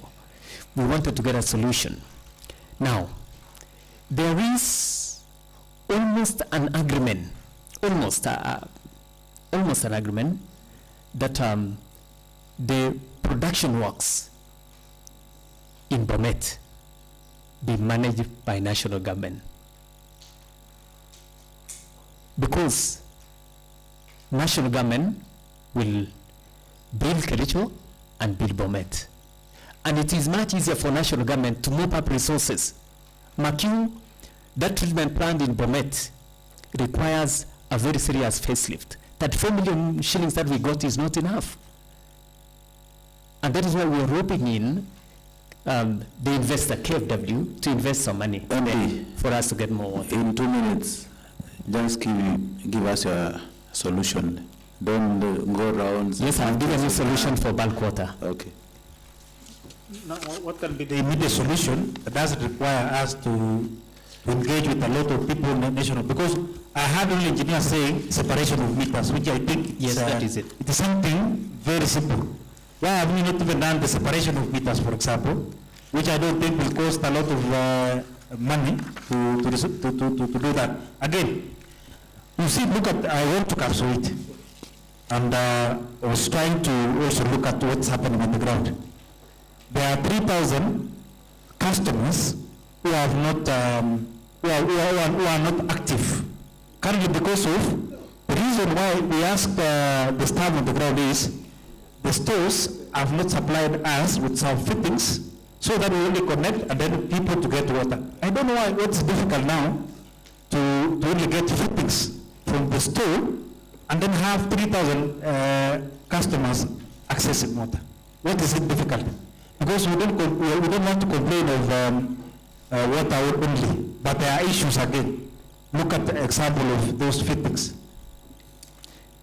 Okay, through the chair, I want to say, Honorable Kuri, I think 3,000 is a number on the very high upper limit. 3,000 in Kapsuit? No, it's not 3,000. It's a figure less than that. But I want to say, in as much as we have our own challenges, we have also tried as much as possible to ensure that we are trying to get it right. If you look at that project, that is, you must be talking about Kapsuit short line. I want to say that is a fully funded project. It was a 16% VAT contribution from Kericho and 84% from Water Sector Trust Fund. So there are small fittings. What we have done first is we have done what we call a customer identification survey. Because those customers initially, they didn't have meters, quite a number of them. So we have identified all of them. And I want to mention here that there are 442 number of customers, 442 number of them. But we have managed to connect from the tank, that is Kaptoboiti, backwards. We have also managed to connect water to Social Town, parts of Social Town. There are some areas that are still remaining that we are working on it. It is a work in progress, Chair. Bonamdi, having given us this breakdown, what is your total salary for the staffs every month for both rural and the urban? Average? Yeah, okay. Average, that is per month. Urban is around 9.2 million per month. 9.2 million. Rural is 2.2. 2.2. average. Yeah, so we are talking of almost 11 million shillings. 11 million shillings. Yes. When I see in terms of collection every month, you surpass the 11 million. Yes. What is this that generate your staffs to be having arrears? I want to say through the chair that we not only pay salaries. I buy chemicals. I pay for electricity. I pay for pipes for repairs. So we cannot say that I want to work on 66% of that goes to salaries. The others go to operations. What is your general average expenses per month? I can't give the exact figures, but I can say in a week for like for fuel, it's around 300,000. Yes.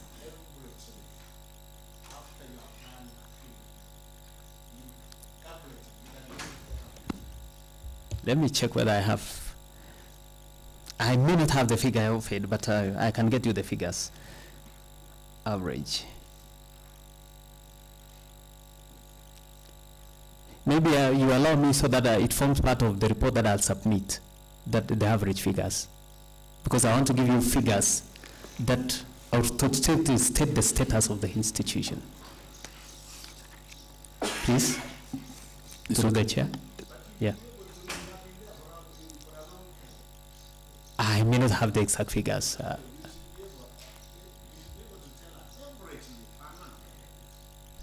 Let me try to check. Up and up.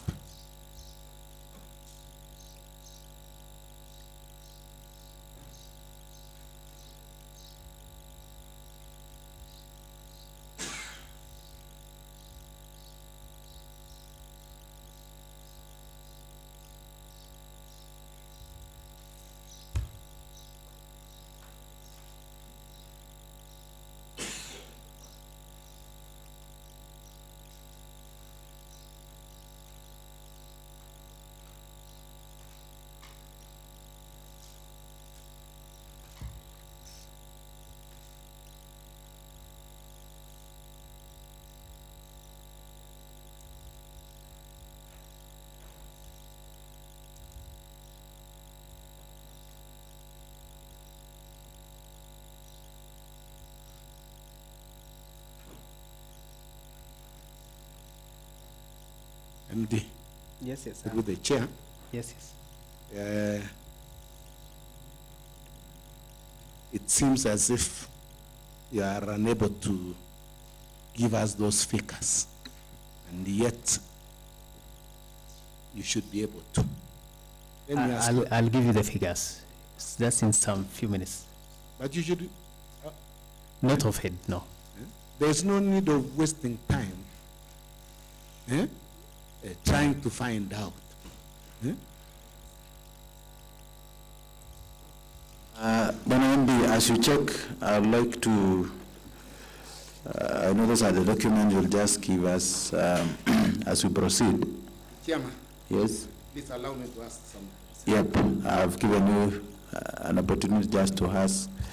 And of course, MD, there's a part you will not answer it well. The one for the documents, and you'll just last later with the secretariat. Just tackle the previous question first as we move. Maybe through the chair. Yeah. Maybe you can bring me up to speed on that area that I may not have adequately addressed, please. And, the one for the performance. My performance or the overall performance? Your performance. I've said my performance is exemplary. I still want to repeat the same term. Exemplary? Yes. If you can be able to rate yourself, your performance can be what? Can be of what percentage? In a scale of 0 to 9, I'll give myself an 8. You give yourself? An 8. 8 out of 9? Out of 9. And people are doing without salary? Not in my own making. That's not my own making. I said there are factors. How that do you are gauge your exogenous. performance? How do you gauge your performance? Whether I have been able to, first of all, to bring in money to the company from investors, whether the image has changed. What kind of money are you talking about? And people are doing without salary. I want to say, through the chair, to answer Honorable Ruta, is that when we look for funds, we have so many accounts, so many accounts. These bank accounts are project specific. Since I came to Kericho Water, I want to mention here that I have managed to bring over 500 million shillings. And these are not monies to pay salaries. My brother, apart from donors, yes, money, we are looking at KEWASCO. I want to say, if you look at the in terms of commercial viability. Yes. Are you getting me? I get you. We have this issue of non-revenue water. Yes. When you were joining KEWASCO, what was non-revenue water? 51%. And then now? 53%. Is it? Have you really confirmed? 53% confirmed. Is that a positive or a negative? If with the circumstances, is that a positive or a negative? No, I also want to say, if I to evaluate you now with the performance criteria of which you know, is that a positive or a negative? I want to say this. No, I also want to allow me also to explain. I have the performance criteria here with me, and I've read to you. But I also want to say that faced with the circumstances that we are in fact, we are not supposed to be there. Non-revenue is supposed to have gone up. But the interventions that we have taken. But you see, MD, yes. From the recommended 25%. Yes. And double. What's the difference? And again, if you are even appraising, not even you, if you are the MD seated there and you want to appraise your technical manager, there are aspects that you want to look at. One of it is NRW. For example, if it is going up, do you want to say you are rating him better or is doing well? Will you just sit there and then congratulate him that my technical manager, you have done very well. Congratulations, you are getting a bonus because it's going up by 3%. Again, there are factors maybe that lead into NRW. But what you should do, for example, the issue of NRW has been reported by Office of the Auditor General in the last, let's say, financial years, 3. What have you done now to act on it? So that at least it's not going up, but even coming down. Even if it comes down by 2%, we will clap for you. But it's now going up. I heard even currently it's around 60% from other reports that are coming. So it's even doubling. Will you read that on as a performance? Thank you. And of course, another things that I've read for you that focus on the reduction of NRW by at least 5% in 6 months. 5% in 6 months. That is your target. I want to, and that's why I also want to answer that this issue of non-revenue water requires investment. It requires investment. In a utility that you have also seen, that since its creation has been posting a loss, we have done what is humanly possible to reduce non-revenue water. Humanly possible.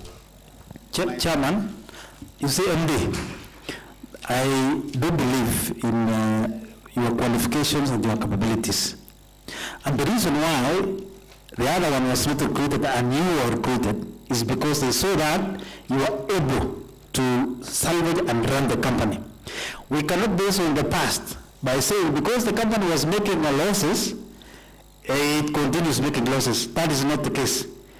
It was your responsibility to actually ensure that the company will even having a positive change, so that we can say you actually did qualified and was able to be the MD of the company. Because one, I have not heard you that you have even fired someone in the company because of non-performance. I have not heard you. I have not heard you that a staff was fired because of non-performance. Yet, the acting non-revenue water officer was saying we don't have staff. And yet here you are saying the wage bill is 63%. Does it really match? About the donor fund, funds for the company. What is considering what is happening at the moment, when the strikes, because of the delays of the salaries and the underperformance of the company. Don't you think that moving forward, are we likely to secure some funds from the donors? Do they have actually the confidence in KEWASCO because of actually what is happening and the poor performance? And also, I'm wondering why you are saying that you rate yourself at 9 out of 10. While we are in this, that is the question we are asking ourselves. Thank you, through the chair. I want to still repeat and say, I'll start with the question asked by Honorable Korir, is that I've said, and I want to make it for the record, we have done a very simple analysis from funds we receive from Caspia Africa.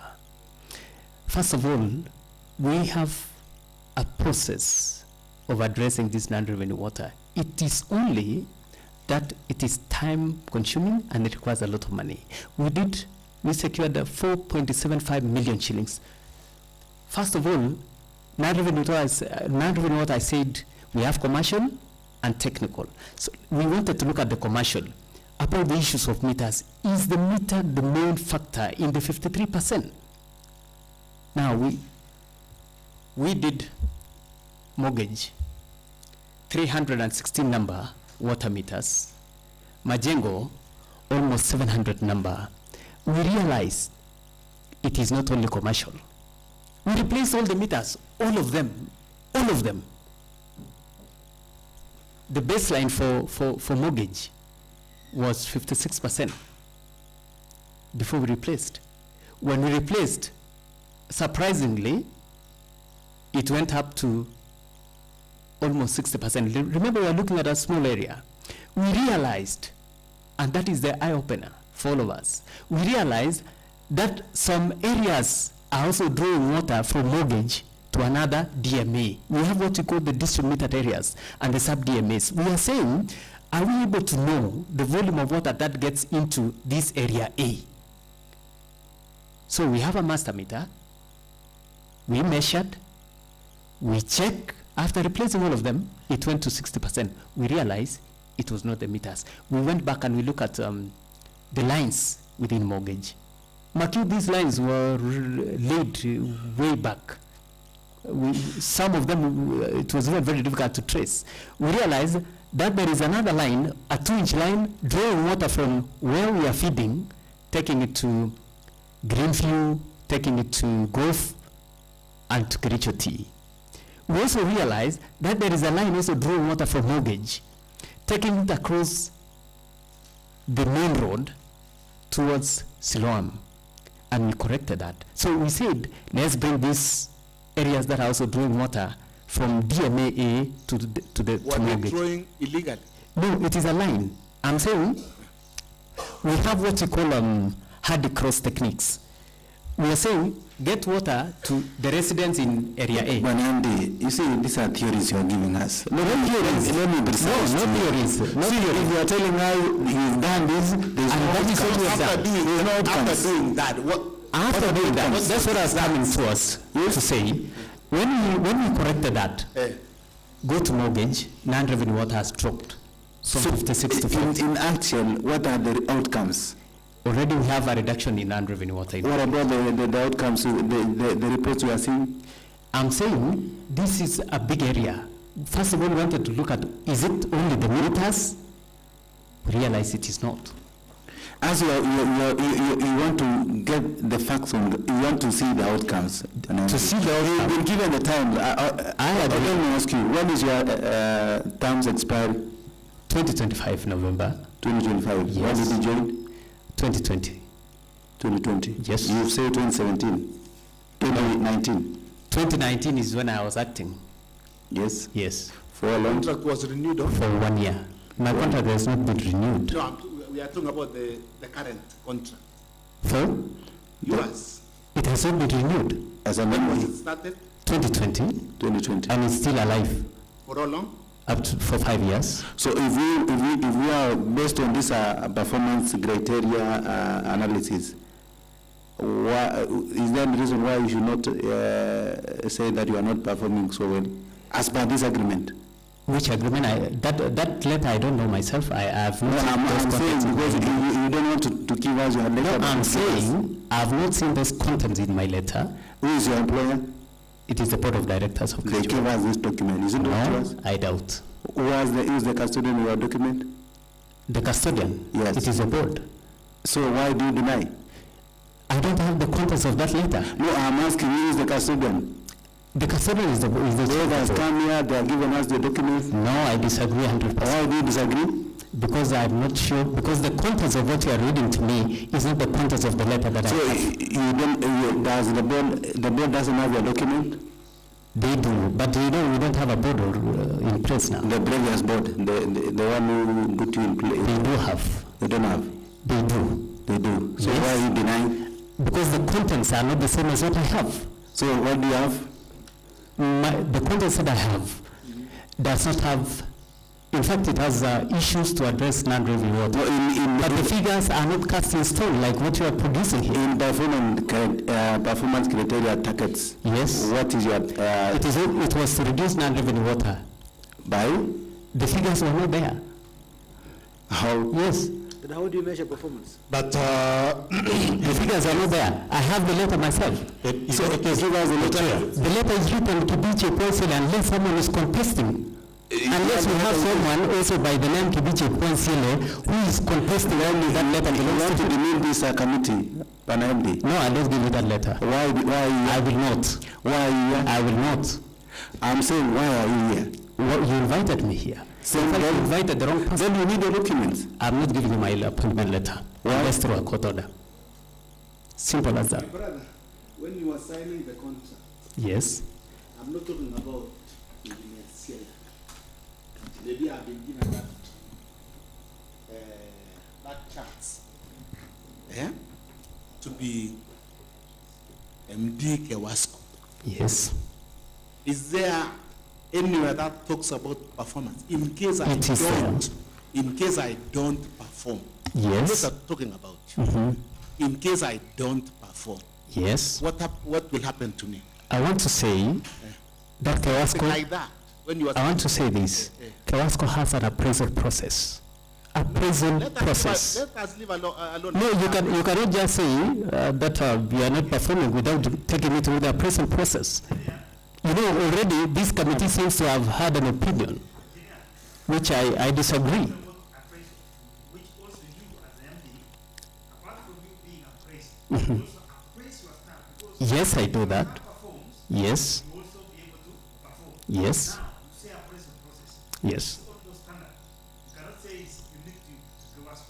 All companies and all organizations have standard way of human resource appraisal. Yes. You cannot say yours is so unique. Now, tell us, what is the appraisal process and what do you measure in your staff, especially the key areas of your operations like delivery of water?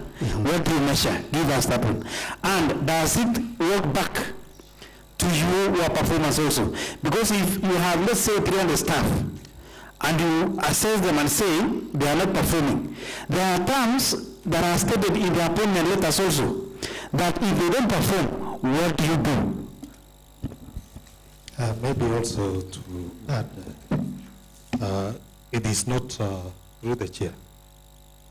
It is not our war. We are just finding, and we want to have a solution. Being an employee, to KEWASCO. MD, if you are telling us that we take a court order, when you were given an opportunity to serve as the MD, was there a court order? But my appointment letter does not say that I also submit my letter for review to a different entity. This is not my employee. This is a company owned by the Kericho County. And remember very well, there was, before you succeed the MD there, there are some of the staffs who were given appointment letters. Yes. For PNB. Yes. You recall those letters? Yes. And they submitted to you? Yes. If everybody was to deny that, why is this? I want to ask you, Chair, a very honest question. No, I'm asking. Yes. Why are you taking yours to be so special, and yet the 26 staffs submitted their appointment letters to you? I want to say, and in returns, I want to say this very clearly. Kericho Water recalled the letters. It is Kericho Water who recalled letters. It is not it's not a committee that was formed. It is not. It was recalled by their employer. But in this case, you want me to give you my appointment letter. Chairman, Chairman, appointed for information, Chairman. Maybe you see this committee, Chairman. Maybe you can explain to the MD the powers and the roles of this committee, so that he can be able to understand the role that we are playing as oversight and the role that we are mandated to do with regards to public investments like KEWASCO. Again, you see, as the MD, you are the employee, and also you are overseeing other employees. And there is nowhere I've seen where, unless you are aggrieved in a different manner, but a document like appointment letter should not be a big issue, because one, as oversight, we also like to get some details and also to know the details of the contract. Because, for example, you are employees, but you are overseeing. Suppose you also want to demand something and they rush to court, and also they go and block to court. Will you perform? So us, we are mandated to overlook. If KEWASCO doesn't perform, the oversight also is not performing. So we are tasked to actually get details and information. So, Chairman, I'm requesting that maybe the powers of the committee, so that we know whether we are powerless or we have power to even request for some documents. Thank you, Honorable Member. I think that is a very great explanation to MD. We are not after, you are just doing a fact-finding mission, and you have been mandated. Don't overlook this committee, and you also have an opinion against this committee. But I want to inform you that we are not malicious in any way. We only need facts. And if the appointment letter or your letter is, you only need a photocopy of it.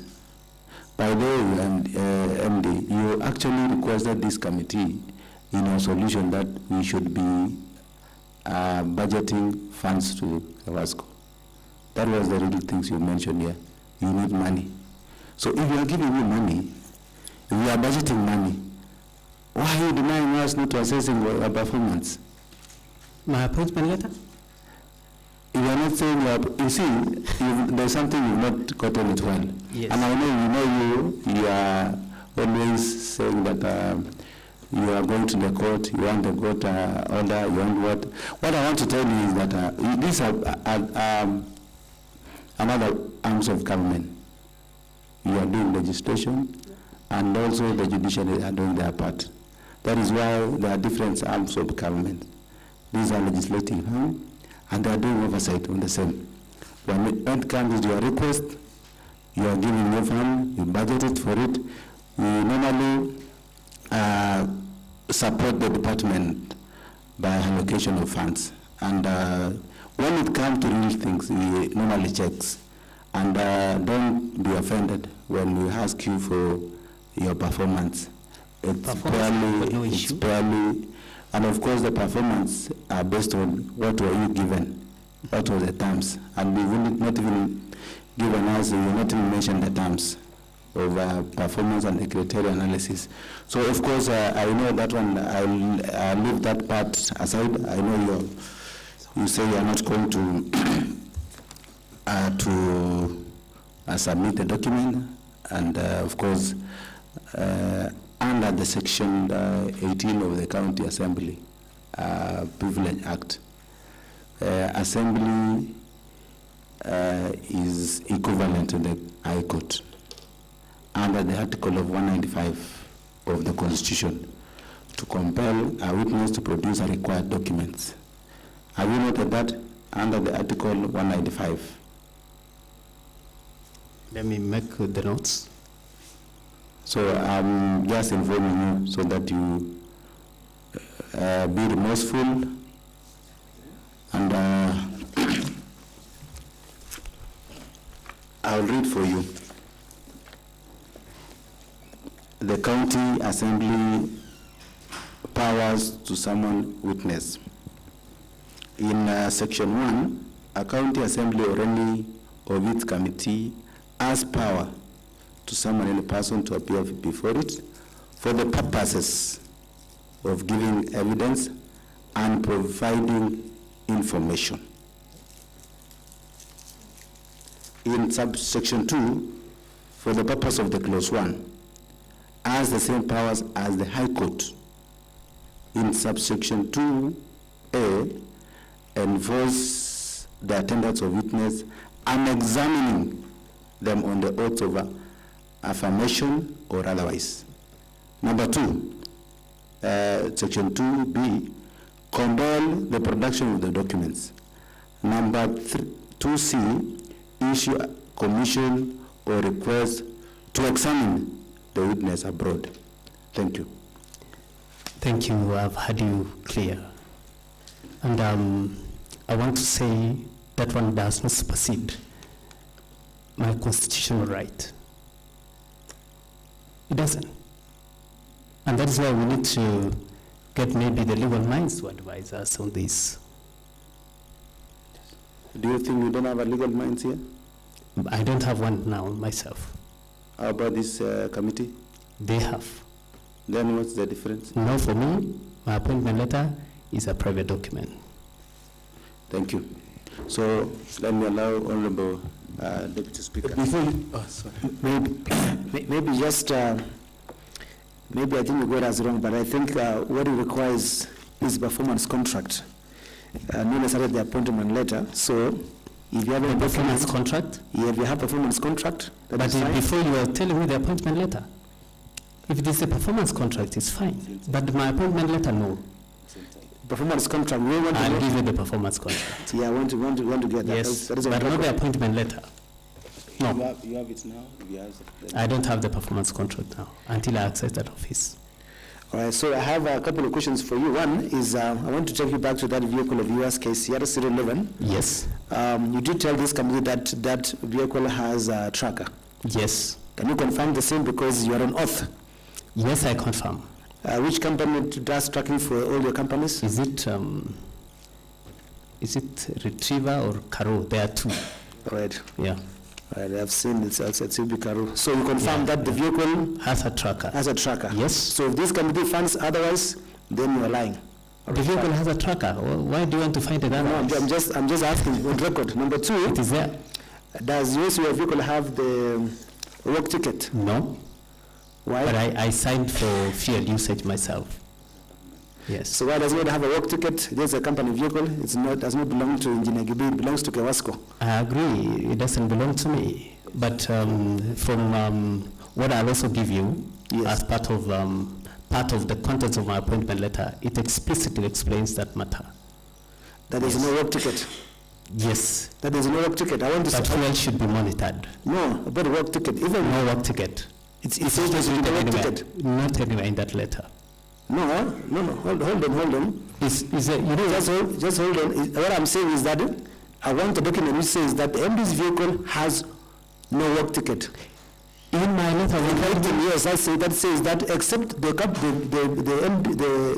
MD's vehicle will cooperate without any work ticket. There is no place written like that, Chair. So then you're abusing your powers because if there's no work ticket. There is nothing like abusing powers. That's what is the office in my view. No. Because that is a KEWASCO vehicle. When you make a trip from point A to point B, you must record.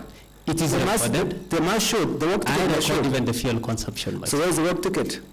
Not the work ticket. I say I can produce fuel consumed. Why not a work ticket? Why do you want to be different? The other vehicles have a work ticket. Let me ask you a simple question, Mheshimiwa. Yes. Who will be signing the work ticket?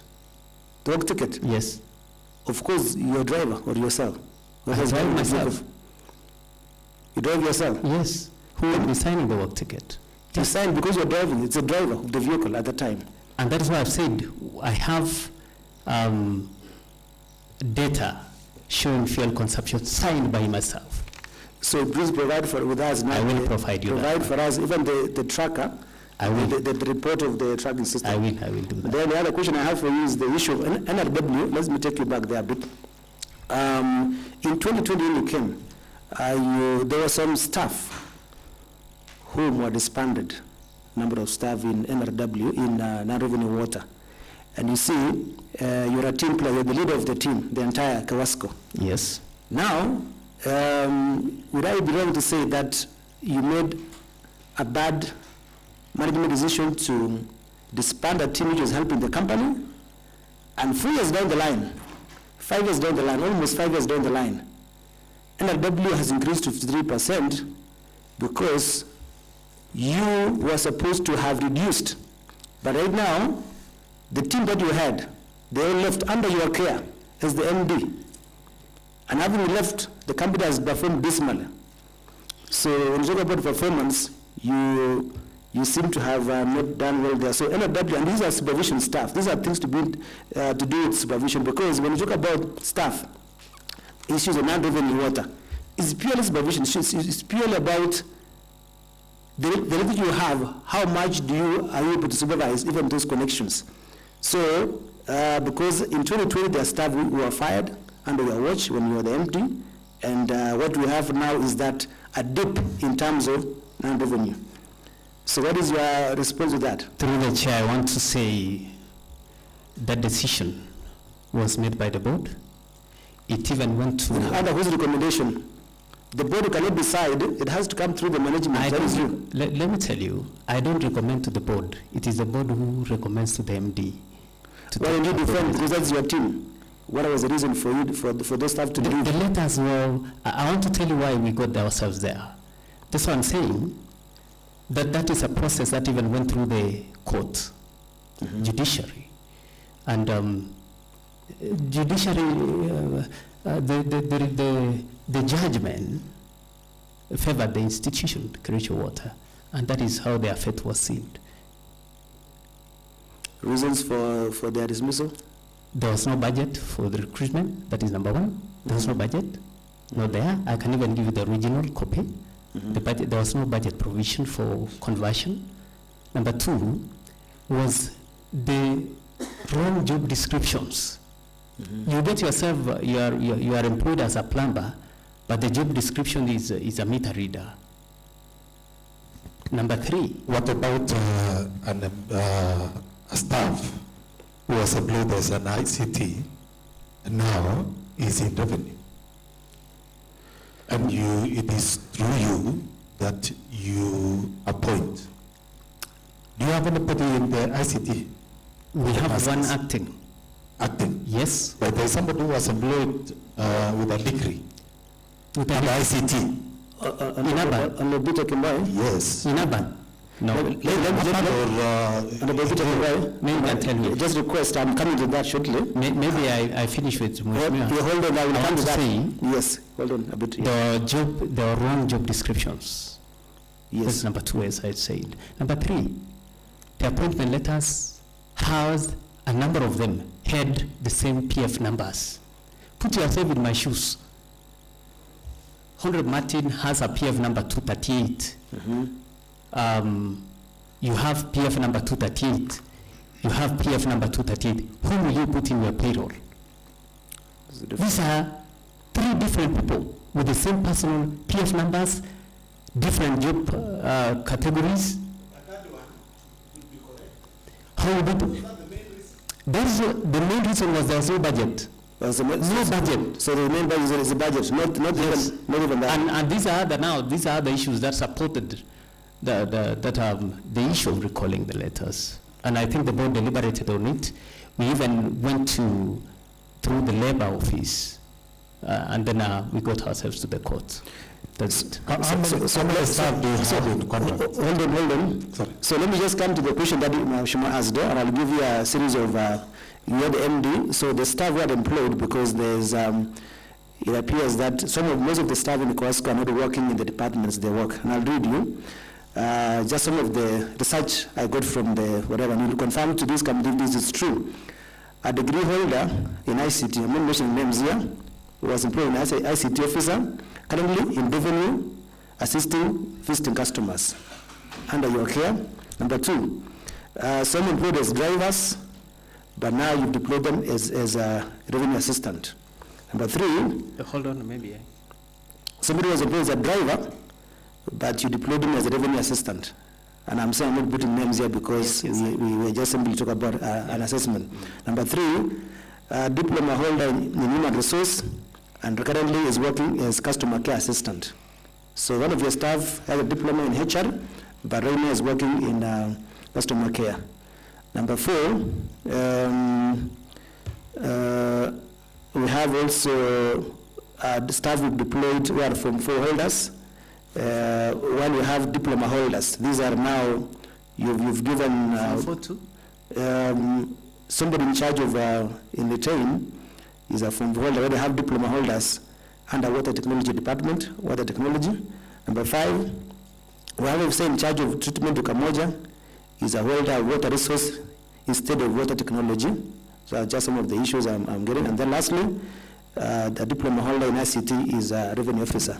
What I'm trying to say with this kind of a thing is that some of the unrest in KEWASCO have also been contributed by your office, because the staff have been placed not in their careers. In other words, what we're simply saying, somebody who is a member of HRM is supposed to be practicing human resource management, but has been deployed to another department.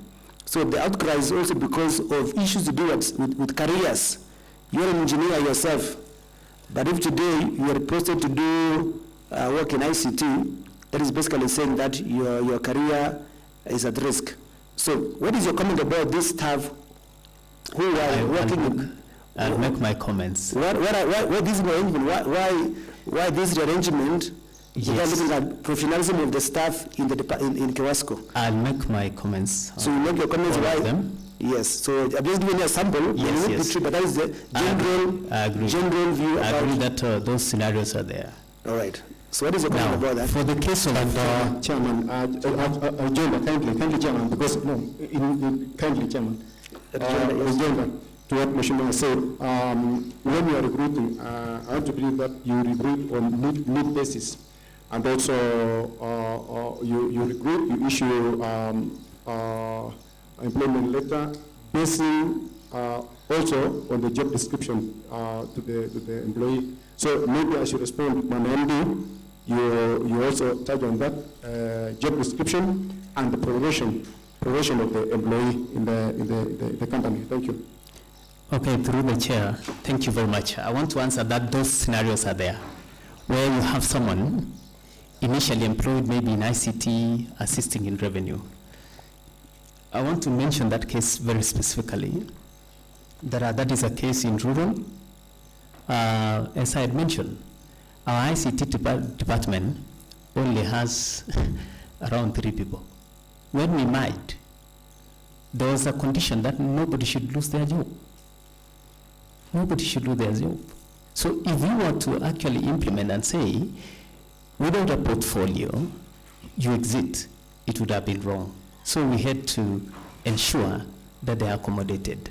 Even the position that I held, the position of regional manager, was actually crafted to take into issues of no job losses. That is one. Number two, someone who was employed as a driver, currently working as a revenue assistant, we don't have all the vehicles running. What would you have done? Do you want to tell me, you tell them, you go home until KEWASCO purchases enough vehicles, or until we have enough money to run all these vehicles? We have so many vehicles, but we cannot run all of them. With the acute financial position that we are in, it's not easy. It's not easy to do that. For the case of person who is trained on human resource and currently working on customer care, I want to bring to attention of this house that, you know, the cost contents of human resource include customer care. It does. So there is nothing wrong with that. I know the capacities of my staff. I know them. For a case of where you have a form for being a leader of a group of maybe diploma holders, there is nothing wrong. It is about the capability. Are they able to offer that leadership? That is it. There is nothing sinister on that. There is nothing. The person in Dukamoja is a water resource who was recruited competitively through an interview, and he got it. He got it. So also the matter has to do with production. Let me tell you, it is very sensitive, very. So that's why we have such kind of movement of staff. Yeah, thank you. Thank you. My last question is, we did a visit to, you mentioned earlier on about the, that you do make frequent visits to these sites. Yes. I was personally in a few of these areas. I was in Timberland. This team, all of this team went to different sites. What we found out is that the management, including yourself, rarely visits. And if you do, because we signed the visitors book. I signed at Londiani, I signed the visitors book in Kipkelion, I signed in Timberland, and surprisingly, the last time you were in Timberland officially was the time you were with the commander for AP commander in 2021, accompanying the APC commander in 2021 officially. And since then, the last time you were there, I think you had gone to see an employee who had made a wayback claim on an injury in the site, and it appears that you don't visit because we are looking for the not only you, the entire management, even technical manager. We want to maybe through the chair. Just hold on, I finish, because we look through the visitors book. We're trying to understand if you really, if the management of KEWASCO really goes out to the field and they check what is going on. And I'm talking about Londiani, no signature from your technical manager or yourself, Kipkelion, and I think my colleagues can confirm the same even in other areas.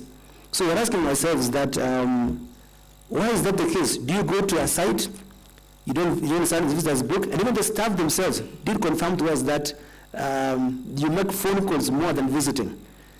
So this could be, this is not your entire management, and you are the leader of the management, you're the team leader.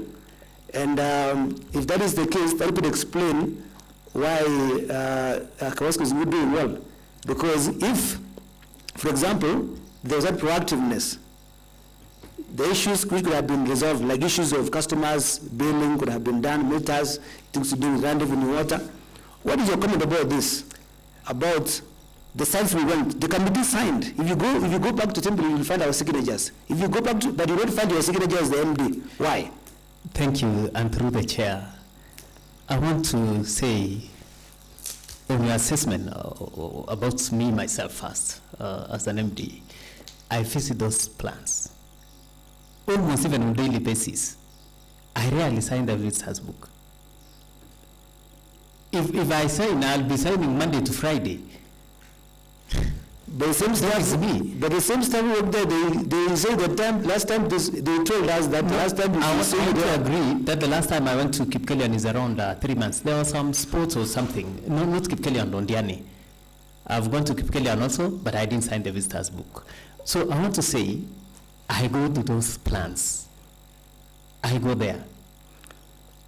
In fact, if you go to Dukamoja, we almost have an office there. In fact, no, let me just correct you. In fact, the information we have is that the only place to visit is Dukamoja, because, of course, because it's the newest baby in town. But you've left. No.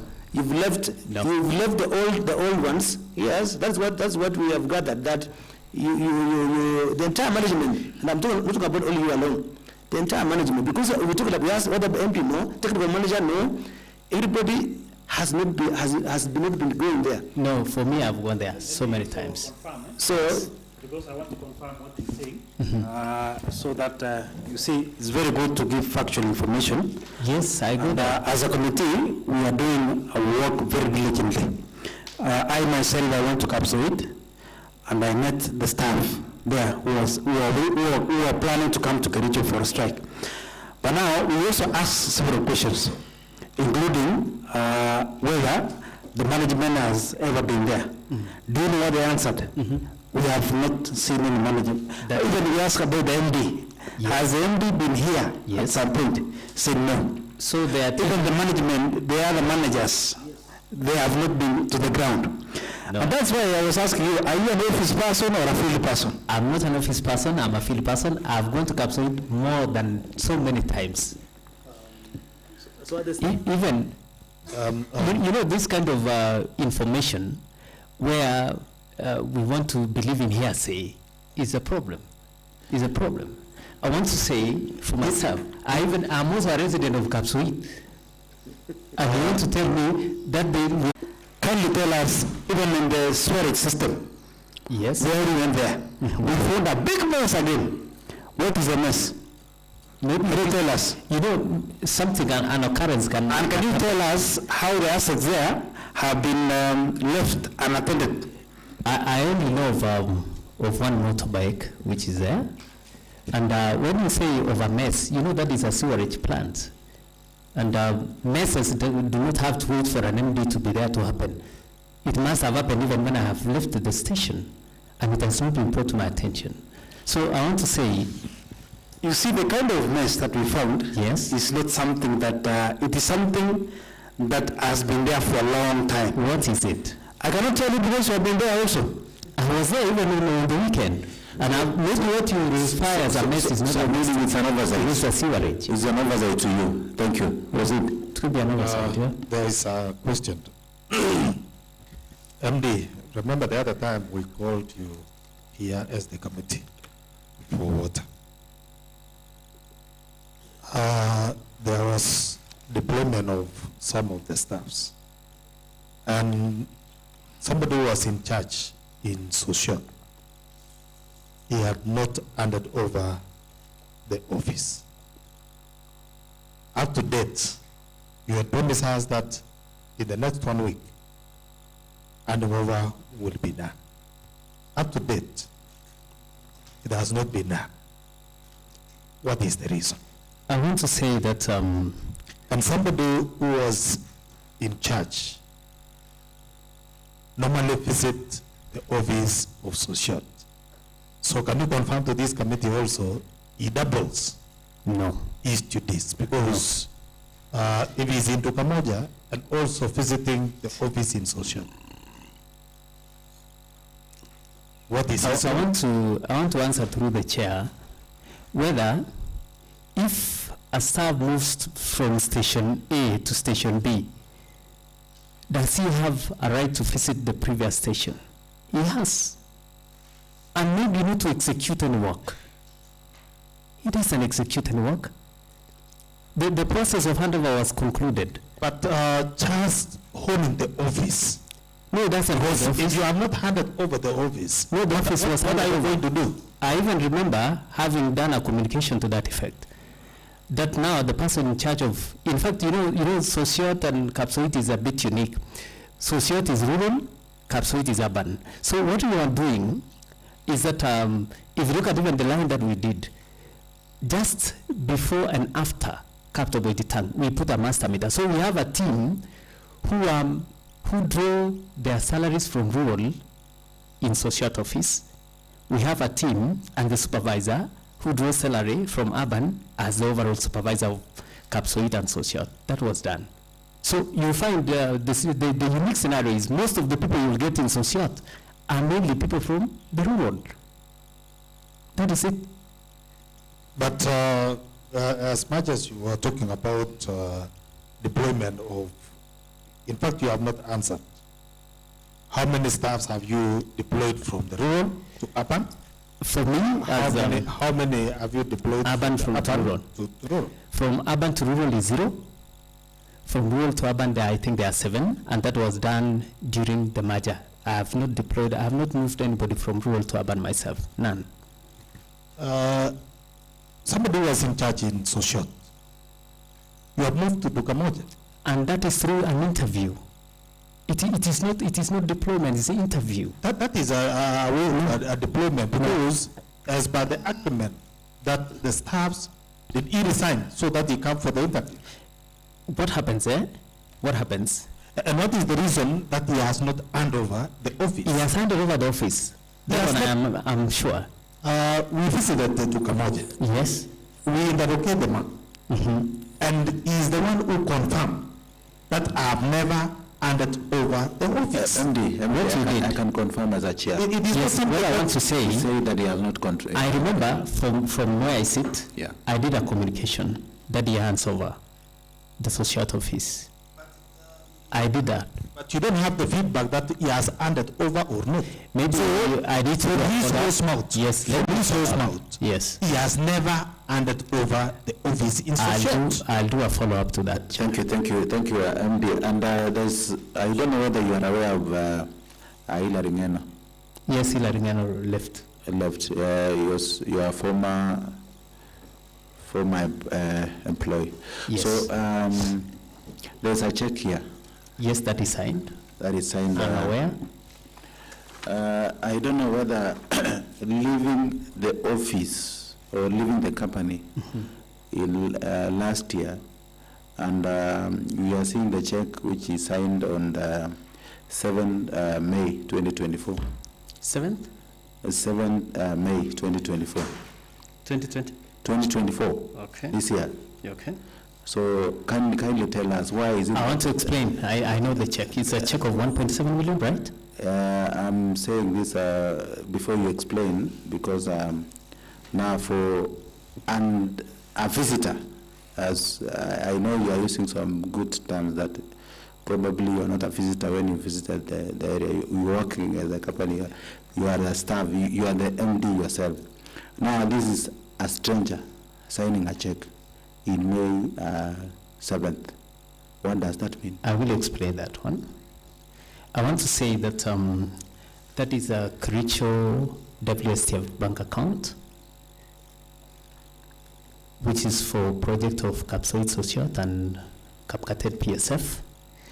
We had we were anticipating to receive money in that account in October 2023, and Hilary had given a notice of his exit, but that happened even before, because he had to apply for a leave. He had so many leave days, so he had to exit. But I want to say formally, Hilary exited in December 2023, which does not also justify why he signed a check for the year 2024, right?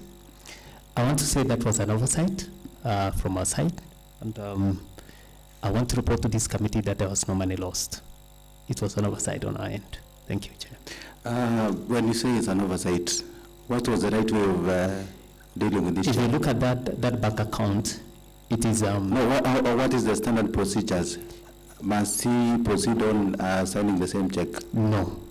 And that's why I've said it was an oversight. And that one we can also still say that you are not competent. No. Because if you can allow the transaction to be done by a stranger,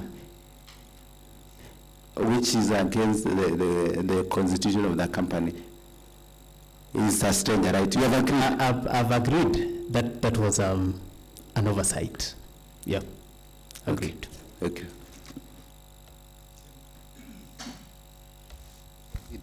Thank you. Engineer Shelley, Yes, yes. how many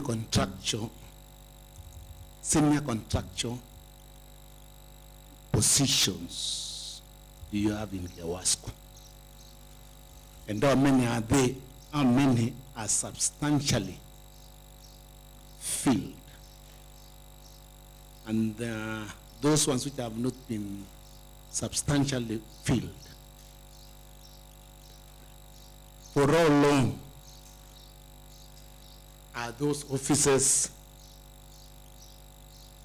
have remained unfilled? Number two, would you also please explain to us precisely about customer deposits? I don't know if you have been asked that. Apart from having all these many speeches, Engineer Siele,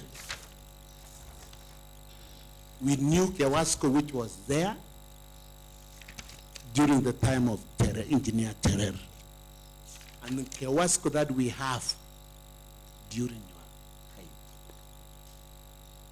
Thank you. I have a very simple question Yes. concerning the same.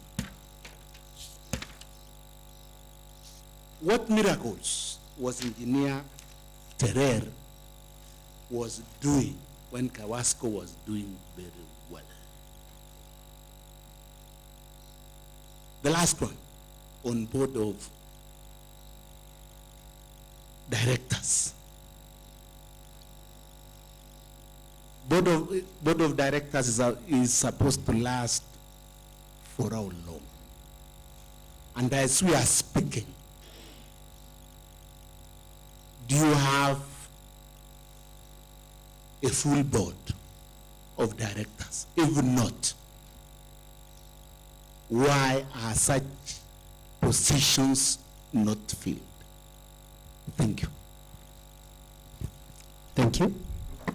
Through the chair, engineer, on the same issue of procedure,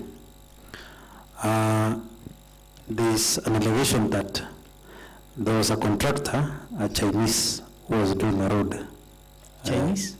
Yes, was doing a road somewhere along Brook to Captain Sweet.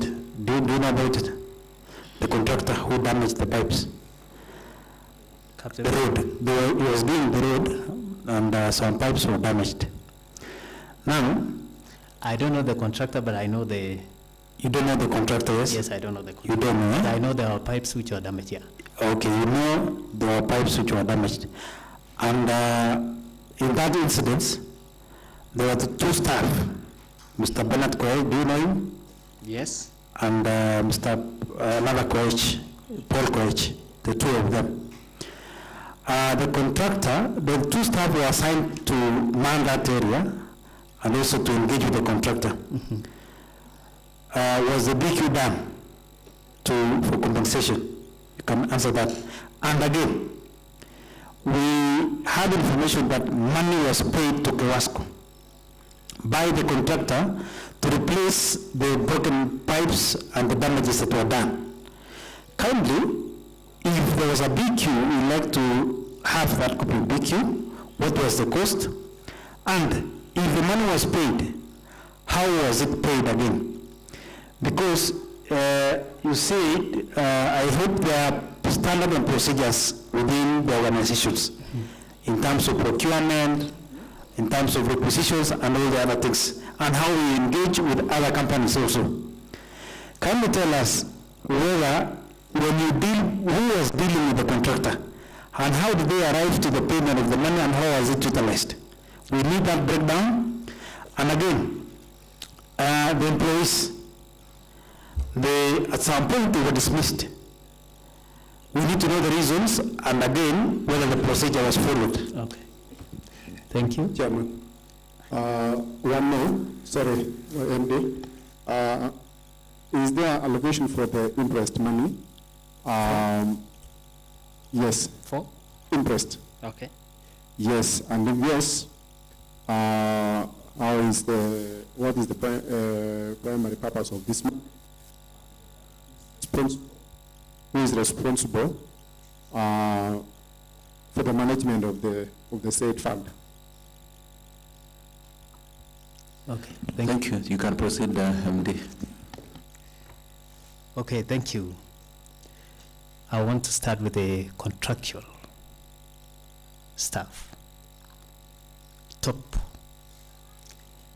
Number one, ICT is supposed to be a contract. That one is not filled. It is still vacant. We made the adverts, but I had mentioned it's almost a year now. We made the advert, but now we don't have a board. The Office of Human Resource and Administration, that is fully okay. We have a manager. We have the Office of Technical Services Manager, which we have someone acting.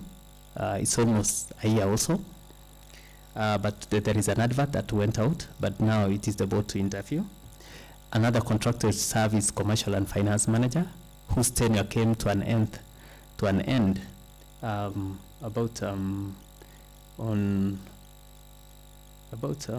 is 6th, last month. And then we have audit, whose tenure also came to an end last month.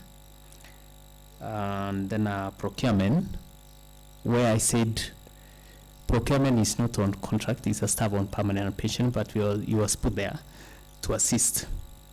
But is on permanent and pension, but whereas that position should be contractual.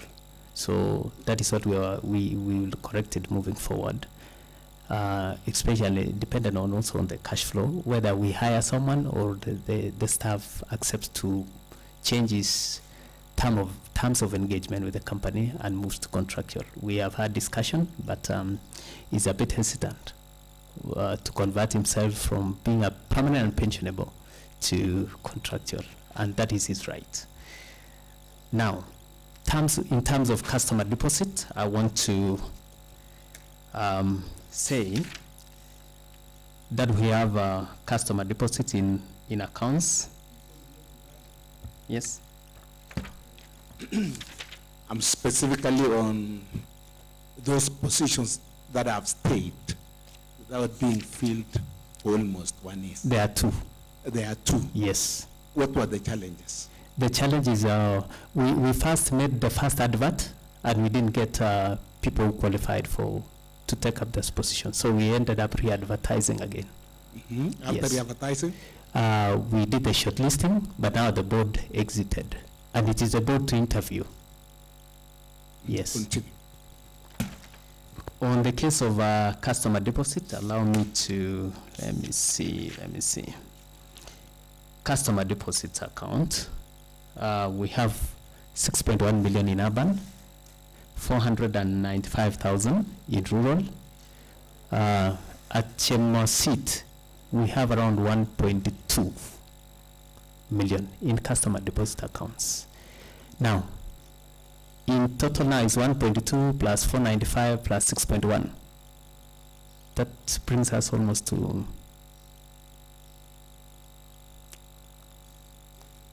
it's around 7.8. 6.1. Rural is 495,000.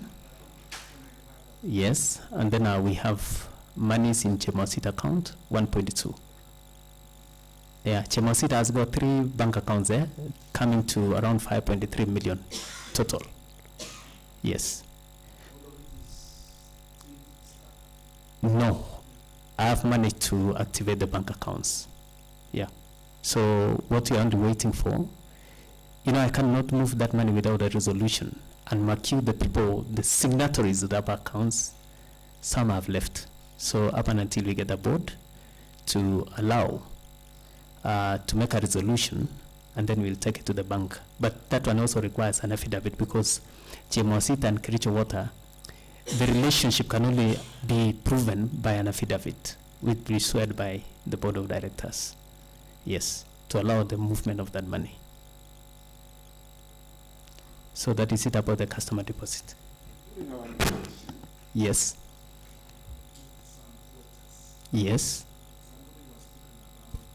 you are supposed to raise 16%. Oh, yes. So as to qualify for some donor funds. Yes, yes. And we were told that money was borrowed. Yes, from customer deposits. Yes, yes. Uh-huh. Maybe during my tenure, and for the purpose of records, I've also had people reporting different figures. I want to give you the exact figure, which is higher than what has been reported by, because I am the one who did the letter requesting the board to allow authorization of borrowing from that bank account. I want to, let me check. Just give me a minute.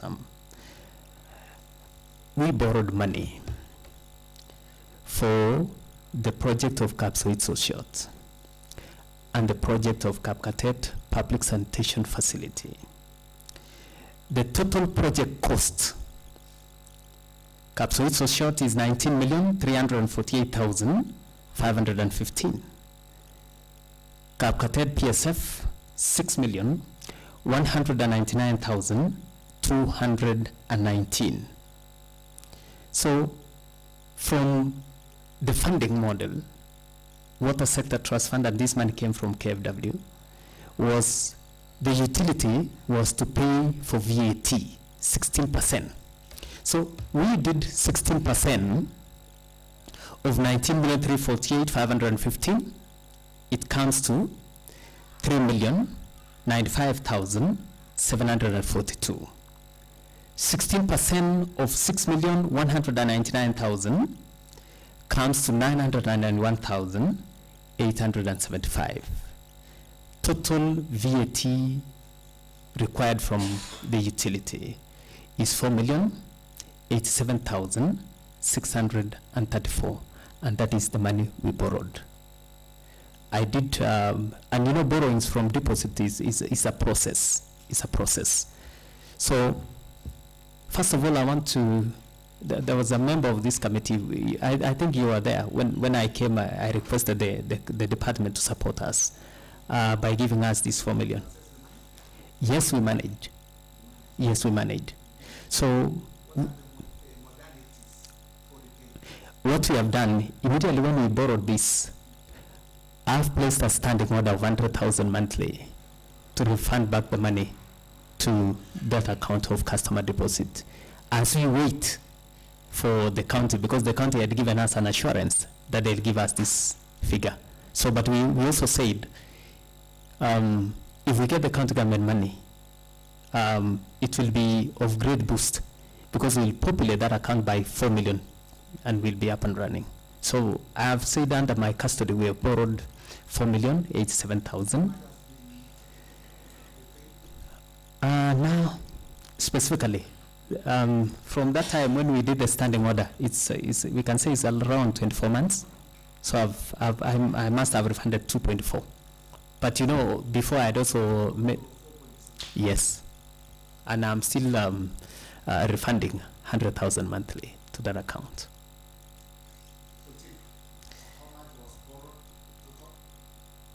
I borrowed 4.08. That is me now. The amount that has been borrowed is a lot of money for Chemasit. I think the figure comes to around 16 or 17 million. Maybe I can. Yeah, before I came. For Chemasit, there are no plans. For Chemasit, there was no plan to repay. For Tililbe, there was no plan. So that's what I inherited. The 4.08 million only. Yes, yes. 6.1, yes. Having refunded 2.4 million. Yes, but that 10 million again paints a green picture, because monies have been borrowed from that account. If you look at the Auditor General's report, that account should be having a figure almost 20 something million. The previous MDs, yeah. I can't tell the figures, but I can check from the audit report. Yes. No. Yes, I can confirm. Let me get you the figure.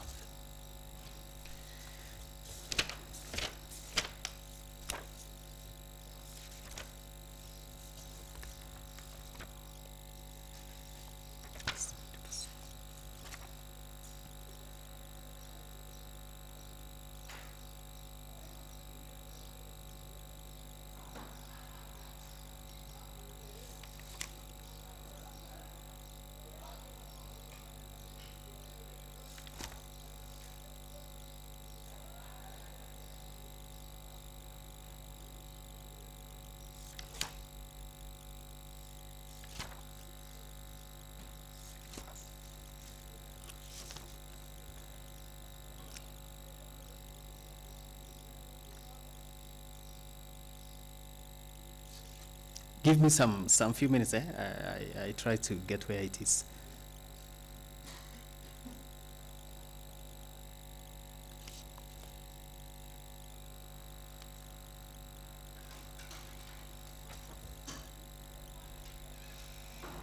It's around 22 million because I can't get it here, but I'll give you the exact figures as soon as I get it from this report. It's around 22 million what has been borrowed. Chairman. You less 4 million, so the figures that have been borrowed before I came is 18 million plus. Well, when you joined KEWASCO, yes. How much was the customer deposit? It was In Upper. It was less than $1 million. Yes. Before 4 point something was borrowed. Yes. How much did you have? It was around 6 million. Yeah. Chairman, also in addition, MD, the money that were borrowed before you took over, what was the purpose for that money? Do you have them in records? The money? Yes, I do. You do have. The purpose for what I borrowed? The purpose for the money that, for the purpose of the money that you borrowed, you've given us clearly. Yes. And for the money that was borrowed before you came, the receipt and I don't know whether I'll get the records for Chemosit. Okay. I don't know because it's long time, but I'll try. Whatever I have, I'll furnish this committee with it. I think MD, I need to. You still remain. You are remaining only 10 minutes, and I know I want to give you 3 minutes to clear up the issues, the questions are asked. Just go to the point. Don't even read the figures. Just go straight to the point. Take your 5 minutes.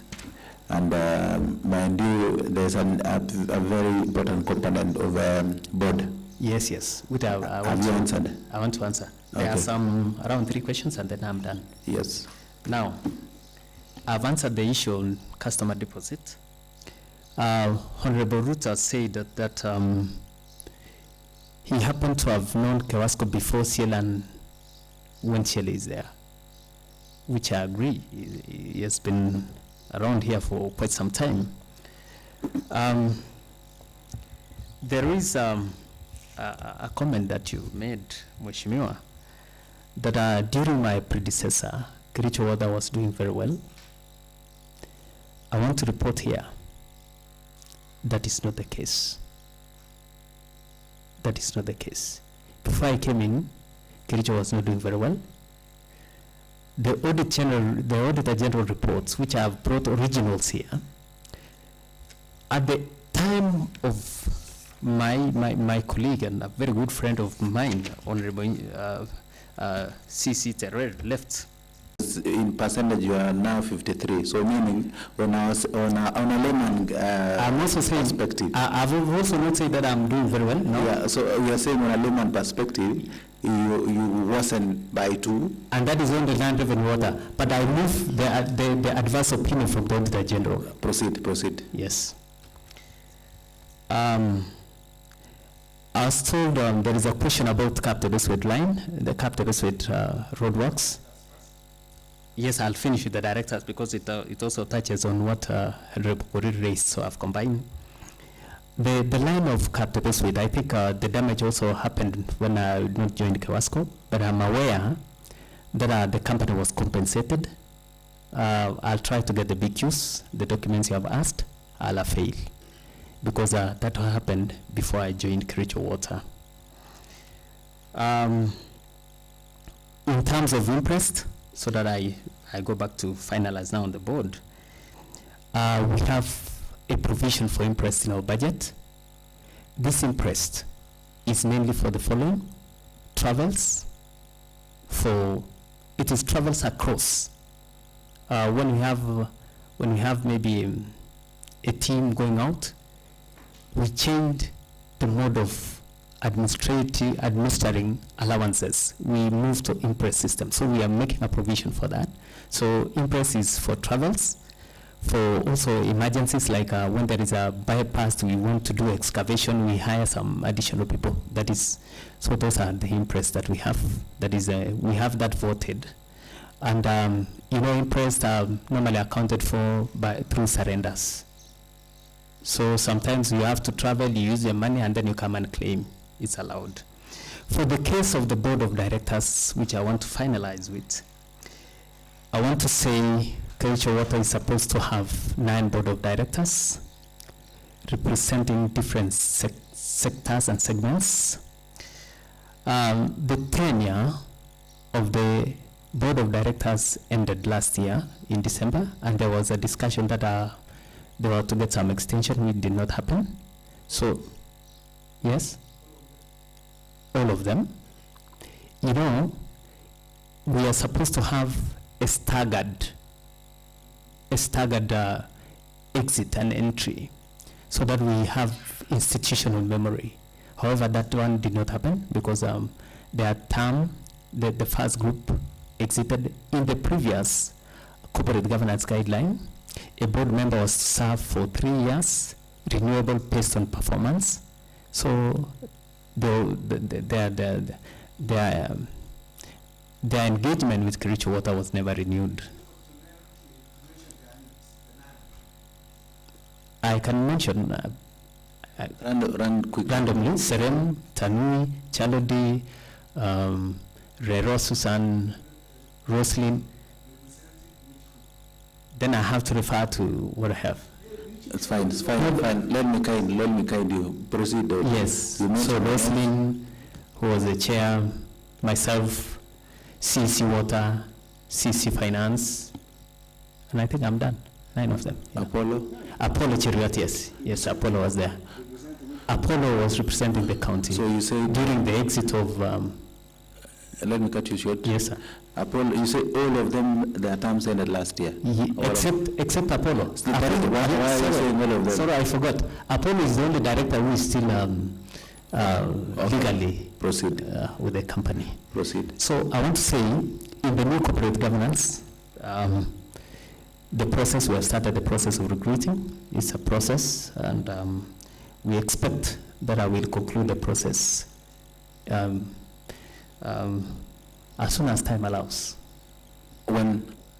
I don't want to say when, because we are supposed to make an advert for an AGM, 21 days notice. When are you going to make an advert for an AGM? Immediately access that office is when I'll make it's a procurement process also, to identify the right now you cannot access the office? I can't access that office. What about over the weekend? Where were you? I went there on Saturday to pick these original documents. So how about you can do that, you can access the office? Why are you saying you are not able to access and yet you want? I want to mention to this committee that office was declared as a crime scene by His Excellency the Governor. How did you access over the weekend? I had to go there over the weekend because my interest was to get, because this committee needed these reports. So I had to do all. Can that, and now you can access over the weekend and you do the advert? No, I didn't do the advert. Can you be able to access and do the advert? It's a process. It's not only the MD. Who and who? We are supposed to have someone in finance and someone to do the procurement. So you cannot make a call? They also can't access the office. You can access over the weekend the same case you've accessed? But the other offices are locked. Which one? The office that gets into finance and procurement. Yeah. But you see, you are saying you are able to access over the weekend. I'm saying all the offices of Kericho Water are not housed in one main door. Office of the MD is standalone. We know. Yes, and that's why I was able to access my office. Commercial and finance manager was able to access her office because she's the custodian of these originals. So what is that? But now the procurement is locked. We can't access. And that is now where to generate the LPOs, the adverts, and then it goes. So you say you have some powers. You have powers as an MD to... I don't have a power over padlock. I'm saying as a procurement officer, you are saying, why do you need a procurement officer? For this case, if it goes to the standard newspaper, they need to sign the LPO. Yes, and that LPO is generated in the procurement office, which I can't access. So meaning until we get access to that office, and then we'll do all this. So as soon as it's allowed, we can do that. So if you allow, if the recommendation is made by this committee that you we'll do it. Be given a security to open. Yes, we'll do it. Yeah, we'll do it. Even on Monday. Yes. By supported by the security team to... Yeah, you know when a place is declared a crime scene... No, who declares?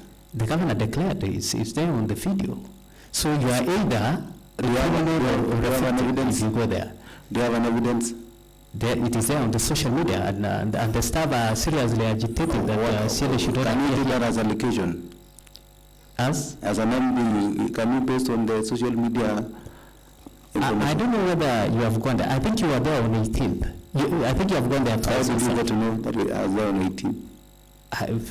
Photos don't lie. You even made statements on 17 and 18. Yes.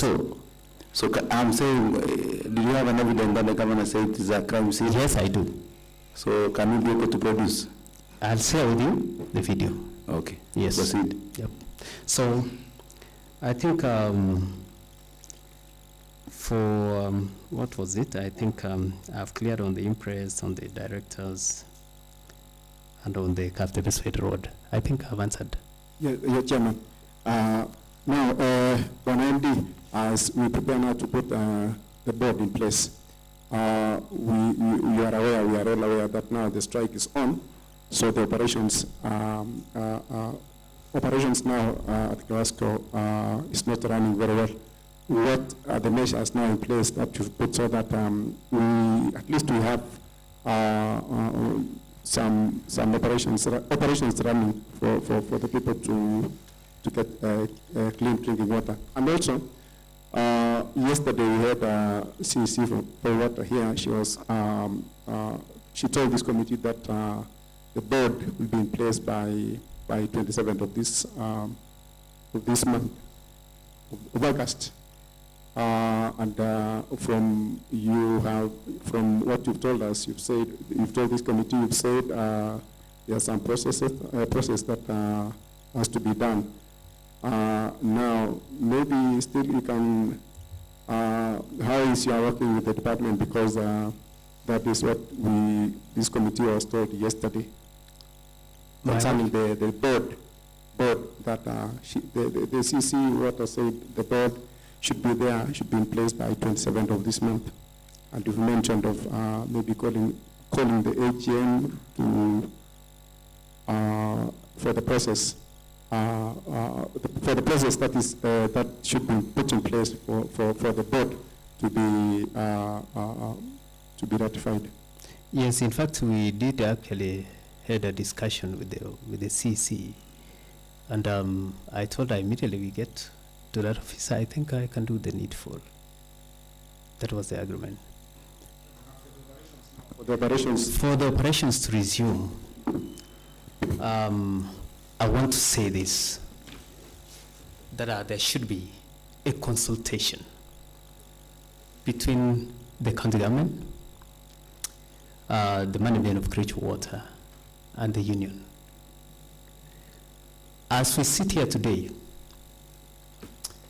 I want to bring to your attention that where we are, we got ourselves into this mess when we accepted to get into a union that was politically driven. That is where we are. So we need to get the union, the leadership and the county government engaged.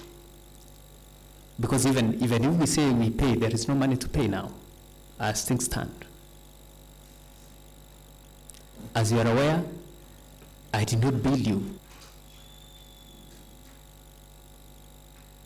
So the only thing that I can unlock is to have a dialogue,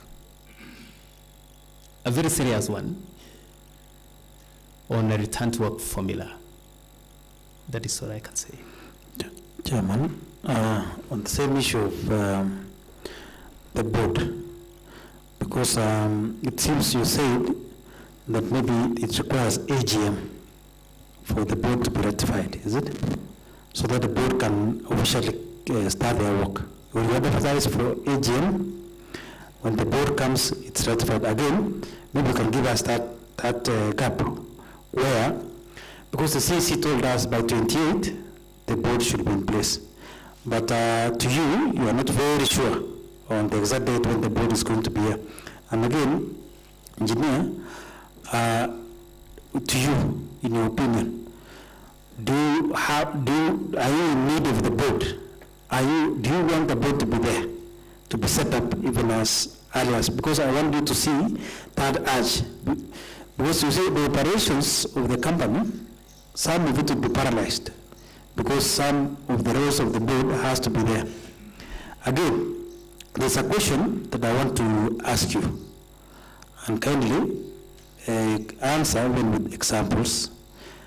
What is your relationship with employees?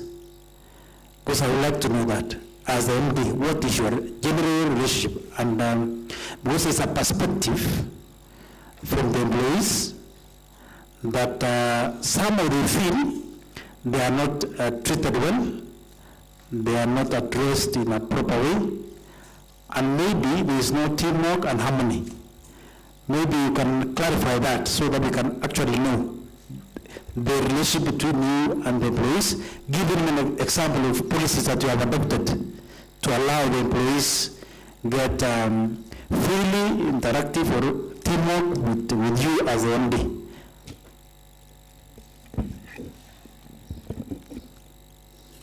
Through the chair, thank you for asking that very important question. As you answer MD, I'm giving you 3 minutes. 3 is more than enough. Okay. Yes. I want to say my relationship with the staff has been very good. Up and until there was a kind of balkanization by the county.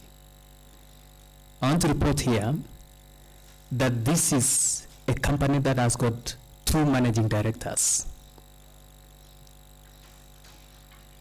One who is seated here, who was employed by the board of directors, another one who is absent, employed by the county.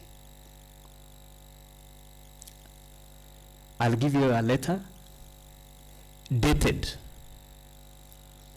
Chairman, that one is a very serious, something that is very important, because we have never heard about that before, that there are 2 MDs. Yes, we are. Are you talking about an MD in court or an MD appointed like you with a contract and an MD like you? An MD appointed via a 2-page letter.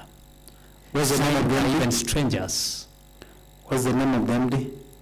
No, I'll say that one out of the camera, because there are also some things that I want to tell you. Bana MD, you see these are House of Rules and Order. Yes, I agree. And if there's any allegations, it's not allegation. I have a letter if here. you have information, then you must mention the name right away. No, let me not do that. Then you withdraw. No, I don't want. Then we can't allow this. Allow me to. I want to seek your indulgence. Yeah.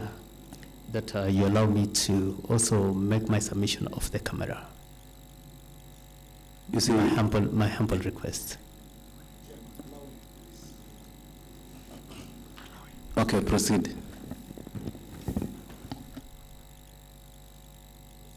Proceed so that we shall go off camera, not now. Okay. Yeah. So I want to say my relationship has been wonderful.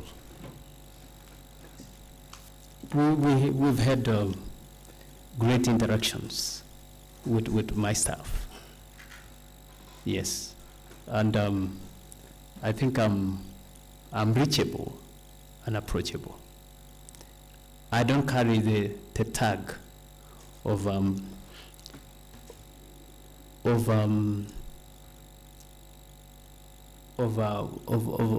dictator, as it has been alluded, and I have a very big heart, because if you sit where I sit and if you go through what I've gone through, it's torturous. But I want to say that we have had a very good interaction with staff. Yeah, that's what I can summarize. So thank you. Now, maybe on that, I expect you also to tell us the policy that you adopt. Oh, yes, yes. Do you have an open policy? Yes. How do you interact? Let me give us examples of how you actually deal with issues and problems of that employee that is in the ground, the union member, and the senior member. Thank you. Thank you. I want to say that my relationship cuts across all the cadres, irrespective of the position. I respect everyone. Our relationship has been good, has been very good. Yeah. That's my assessment. Very good. MD, when you were taking over as the MD, how many staff were in permanent and pensionable? Did you? Permanent and pensionable? No, I have the total numbers. Allow me to use the total numbers. Not the total numbers. I'm talking about the permanent. The number. I may not. Staffs who are in permanent and pensionable. Let me try to check whether I have.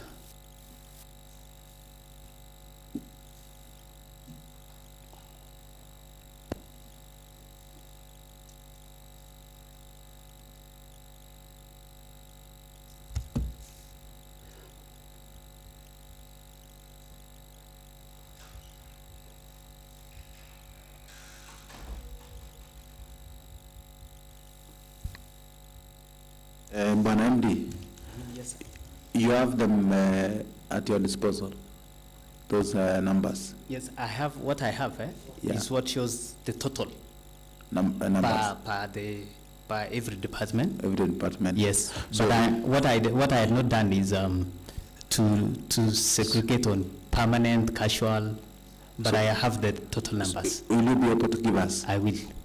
Maybe through the chair, you allow me to submit part of the report. Maybe I wanted to know, you told us that over 30 staffs have exited KEWASCO, 8 on retirement, BPDCs or what? Yeah. How many are in contract? I'll give you. Allow me maybe, and then I'll because I have to segregate the numbers. Have you ever replaced those ones in permanent and pensionable? None. Why? Because of what we do. You realize that what you have done, I have an aging workforce. So what you have done, we are doing what you call an understudy. You have an old staff, we put a young person behind to learn the roots and everything. So that as they exit, we normally, what you only do, we have done, we have casuals and those on contracts to support. You know, these are aging workforce. So you want to tell this committee that you are facing out the BNB, that you want the company to run under contract? No, what you wanted to do, up and until the conversion is actually a board resolution. Is a board resolution. So up and until we have a properly constituted bodies, when now we'll make request for conversion. And we'll have to make a provision because immediately convert someone from casual to PNB. These staff didn't exit on the same time. Not on the same time, yeah. Different years. I gave you from what was the work plan? What was the work plan with the board which was there? Because you cannot come and employ all the 30 at once. Yes. Yet the staffs were in different years. What was the plan? And yet those people, they had their budget. Yes, the plan was we put people on understudy first to learn. But already you had people who are there. You know, who are in contract as they casual. Why don't you confirm those people in phases so that we could, because having this trend of 30 people who have exited under PNB. Like you are taking the company in the direction of casual and I said, I think through the chair, I said the people who have exited is a figure more than 30. What I didn't mention is how many were permanent and pensionable and how many were contract, because some were on contract. But you allow me, Mheshimiwa, I can also work on that so that I give you those who exited on permanent pensionable terms and those who went on contract. So that now, because that is the information I have to present to the board. Yeah. Thank you, thank you, For thank you. placement. Thank you, MD. I'll not allow any other question, please, because of time. Yes. I need to go back again. I have a minute. I will give you. Hold on. Yes. I will give you. MD, you see, as I has said that this is a house of law and order. We swore that any information you are giving this house is truth, nothing but the truth. So I think by that swearing, you have a right to read that document. I've been guided, and there is nothing to hide. Okay. Because you swore that, and you you say that the evidence you're giving this house is truth, nothing but the truth. So don't fear. Read. Thank you. Thank you. I'm not reading the entire document, but I want to say that there is a letter that was signed by the following. And mark you, the letter is dated 5th July 2022. 5th July 2022, even before they came to office. Signature of the letter is 1 Dr. Wesley Bor, 2 Honorable Leonard Ngetich, and 3 Rosemary Rope. This letter was directed to the chair. Salutation of the letter. Re. Special notice to put the managing director on administrative leave.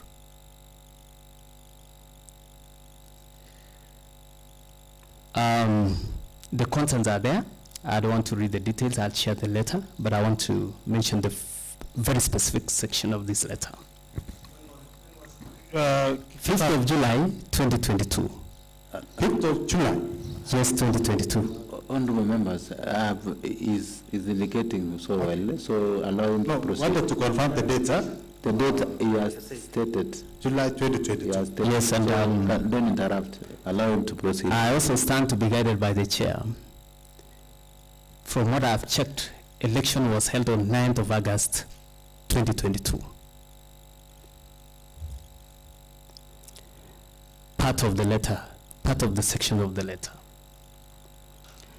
that we hereby give you notice of our intention to move at a special general meeting of the company the following resolution to be an ordinary resolution for placing Kibisiele, the managing director, on administrative leave, and his place David Siele be appointed as the acting managing director. This is now where our relationship with the county government worsened. Or this is the epitome of our first relationship. Okay, thank you. And let me cut you short. You say there is an managing director, you are too. Yes. Was it implemented? You know, I had to go to No, I'm asking, was it implemented? Partly, yes. How? Because was it approved by board? No, this is a letter to the chair of the board. Yes, was it approved by board? It was not approved, because this is also what caused a problem between the board and the county. If it was not approved, then there is no reason why you are saying. But I want to tell you reasons why you have been in this game. Of course, MD, see, you've said it was not approved. You know, the letter was, You know, already, if you look at this letter, already a decision had been made, even before these people came to office. And that is why the Pen Board, in its own wisdom, saw it necessary not to execute the letter. Because even they say, I've never seen a letter being signed by 3 people. The letterhead, No, these letters were taken to the board members in their homes with a county government vehicle. Each of them? Yes.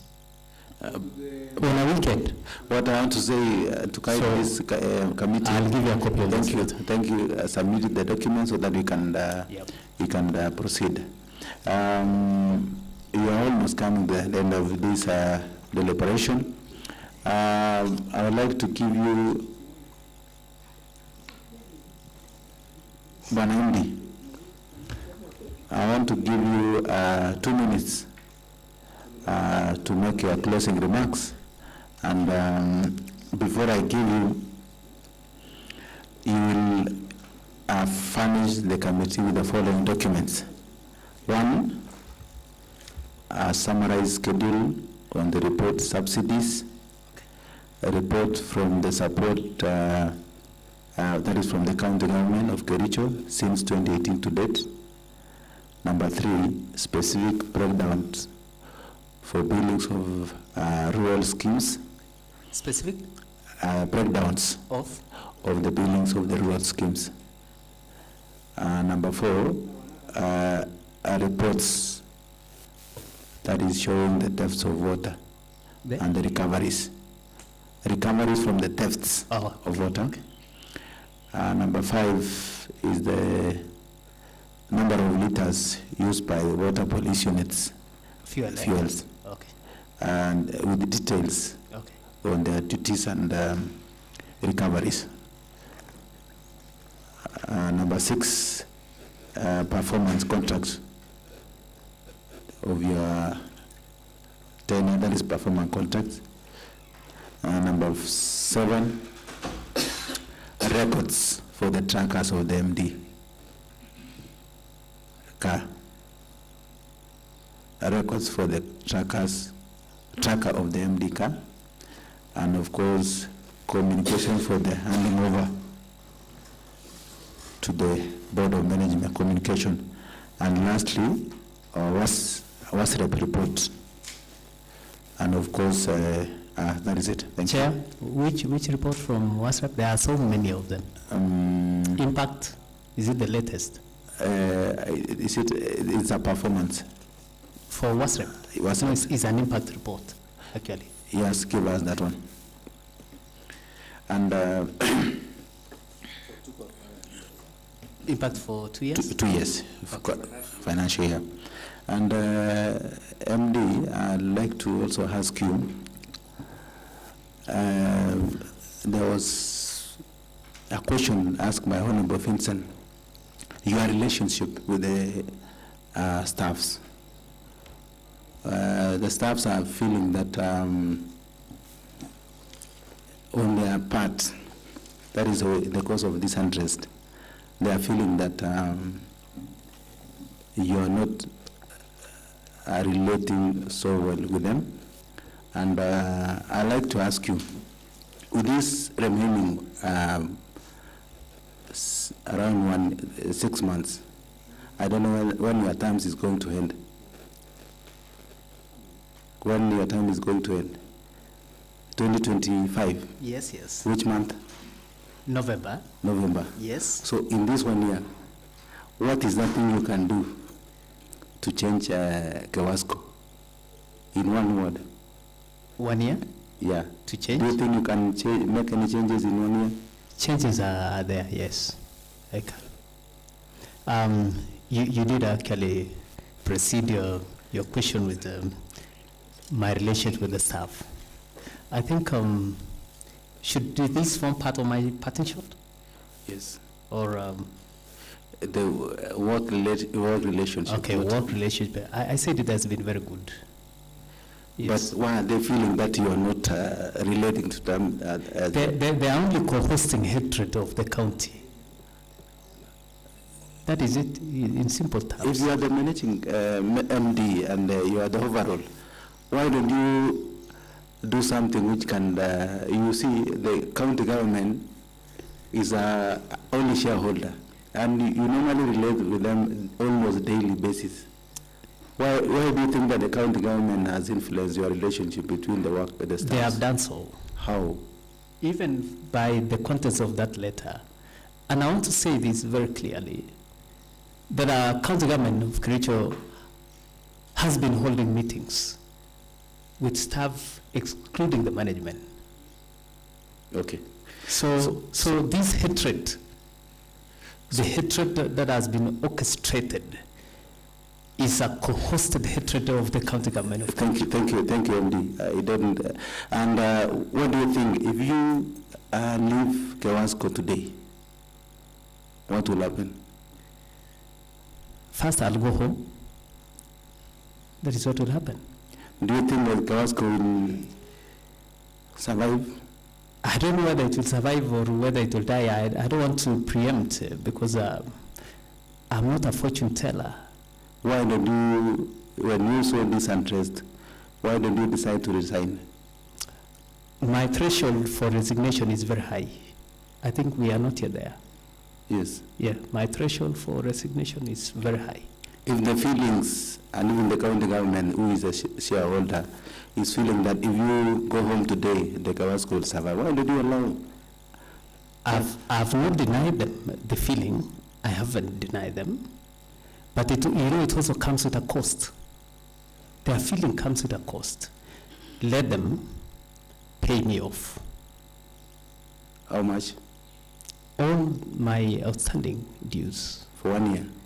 No, including arrears. I also have a stake in the subsidy support agreement that has never been remitted. So let them pull up their socks. I can give them the calculations.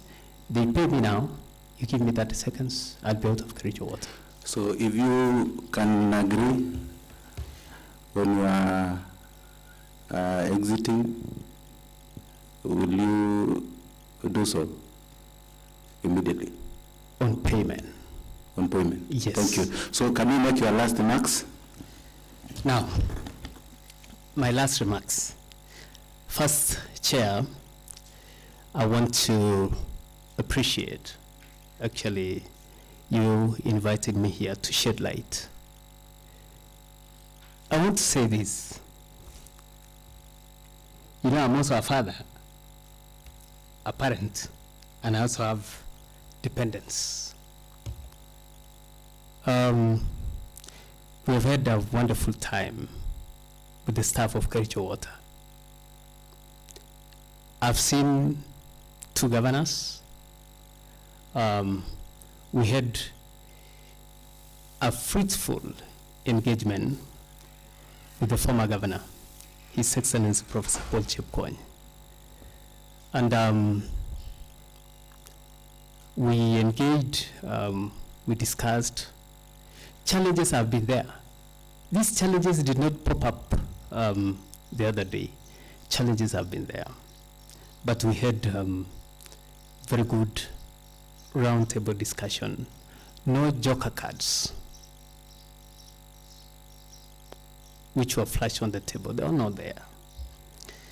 Number 2 is we have had a lot of interferences from the county government of Kericho. Interferences.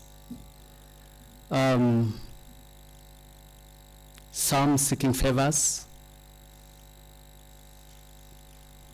in cash and material, which I reject, and I still rejected it. So the challenge that we are facing now, as I had mentioned, is a well-orchestrated scheme that began on 5th of July 2022 and culminated on 28th of July 2024.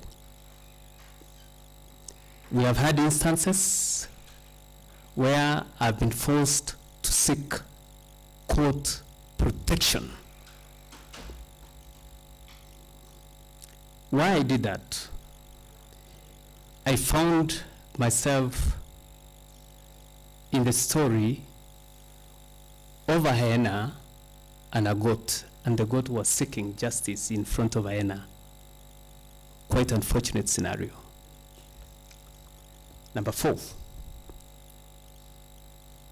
my tenure in KEWASCO have seen great growth.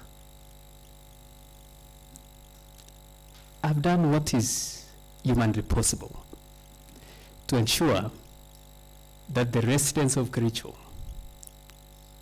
get water as per the constitutional provision 43(1)(d).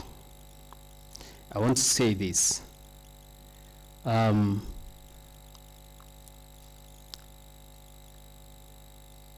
You only need to have a big heart to fit into the shoes that I'm in. So I've got no grudge against anybody, but I want to say that county government should play their role. I've received instructions that I must do this, some in written. I've even been forced through a letter that I surrender 2 acres of land where the new Dukamoja sits, and I refused. I've received instructions in letters that I surrender KEWASCO houses, 2 of them,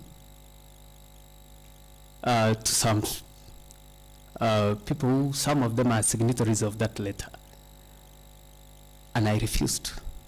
I want to say my integrity has been tested, and the threshold, I cannot do an illegality. That is my position. So let the county government wake up from their slumber, put money in the company, KEWASCO will run. They need to wake up. It's time to tell them the truth. Wind up. I want to finish by saying,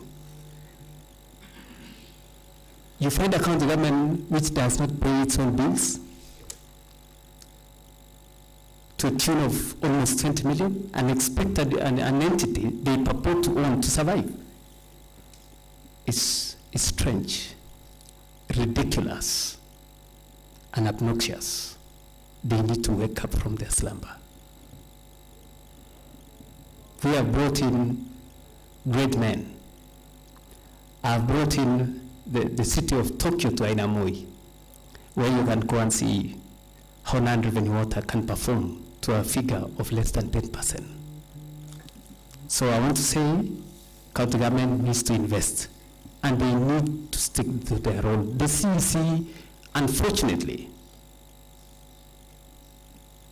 the CC Water, very specific, who sits in our board, has not even moved anything, nothing. We make requests, nothing. The CC Water, the CC Finance, they sit in those boards. They look at these reports. So let them wake up from their slumber. Thank you very much. Thank you, Anandi. We've heard you, and of course, as you leave, also you realize that the county government is an employer, and the employer, and you are the employee. No, I'm not an employee of the county. I'm not. I'm not. Okay. Yeah, I'm not. So why are you giving them directions? Because they purport to be the shareholders. They purport? Yes. They have never been paid for their shares. Look at the first question of what you have the article of association of. Yes, I do. So they are purporting. They are not the statement. You know, let me take you. I'm not answering you, but I want to refer you to a very important No. Okay. Are they in the article of association? Do you have the article of association? Yes, they are there. Who is the employer? Who is the owner of the shareholder of the company? They have never paid for their shares. Who is the owner of the company? They have never paid for their shares. They have never paid for their shares. I didn't want to mention this, but you yourself. I want to be honest. You see, this is Auditor General's report. You are using a bad terms with this company. They have never paid for their shares. We've heard you. Thank you very much. We want to say that On behalf of this assembly, on behalf of the committee, we shall make conclusion on that, honorable. Maybe a point of correction to this letter, because there are some errors. You know, the MD read the conclusion back, but based on what this letter, which was wrote, the county government of Kericho is presently a member of Kericho Water and Sanitation Company Limited, hereafter refer as the company holding 4,004,997 equity shares, which constitute 99.99% of the total shares capital. We have received an inspection report of the Water Services Regulatory Board, WASREB, dated 8 May 2023, detailing non-compliance issues at the company. We further received the following recommendation from the Senate of Republic of Kenya, filed its letter dated 17th April 2023. So you cannot write a letter in 2022 and you are giving out the report for 2023. So I think that was an error, Chair, which we need also to clear before the MD, because the election was not, has been conducted by 5th of July. So as by the report, the statement itself, it shows that there was an error on the dates. Thank you. You will note that, MD, the information have been clarified by Honorable Peter Kemoy. So with that in mind, I want to say that I was very grateful. We want to thank you for your time and of course appearing before this committee. We only like to request you to furnish us with all the information, and this committee has been mandated within a period of 30 days. We shall be done with the report and we shall table it before this house. Otherwise, I want to wish you a fruitful day ahead of you. Thank you very much. May God bless you. So, and you will sign the documents as you give out. Sign all the documents. Otherwise, this meeting stands adjourned until later date. Thank you. Thank you.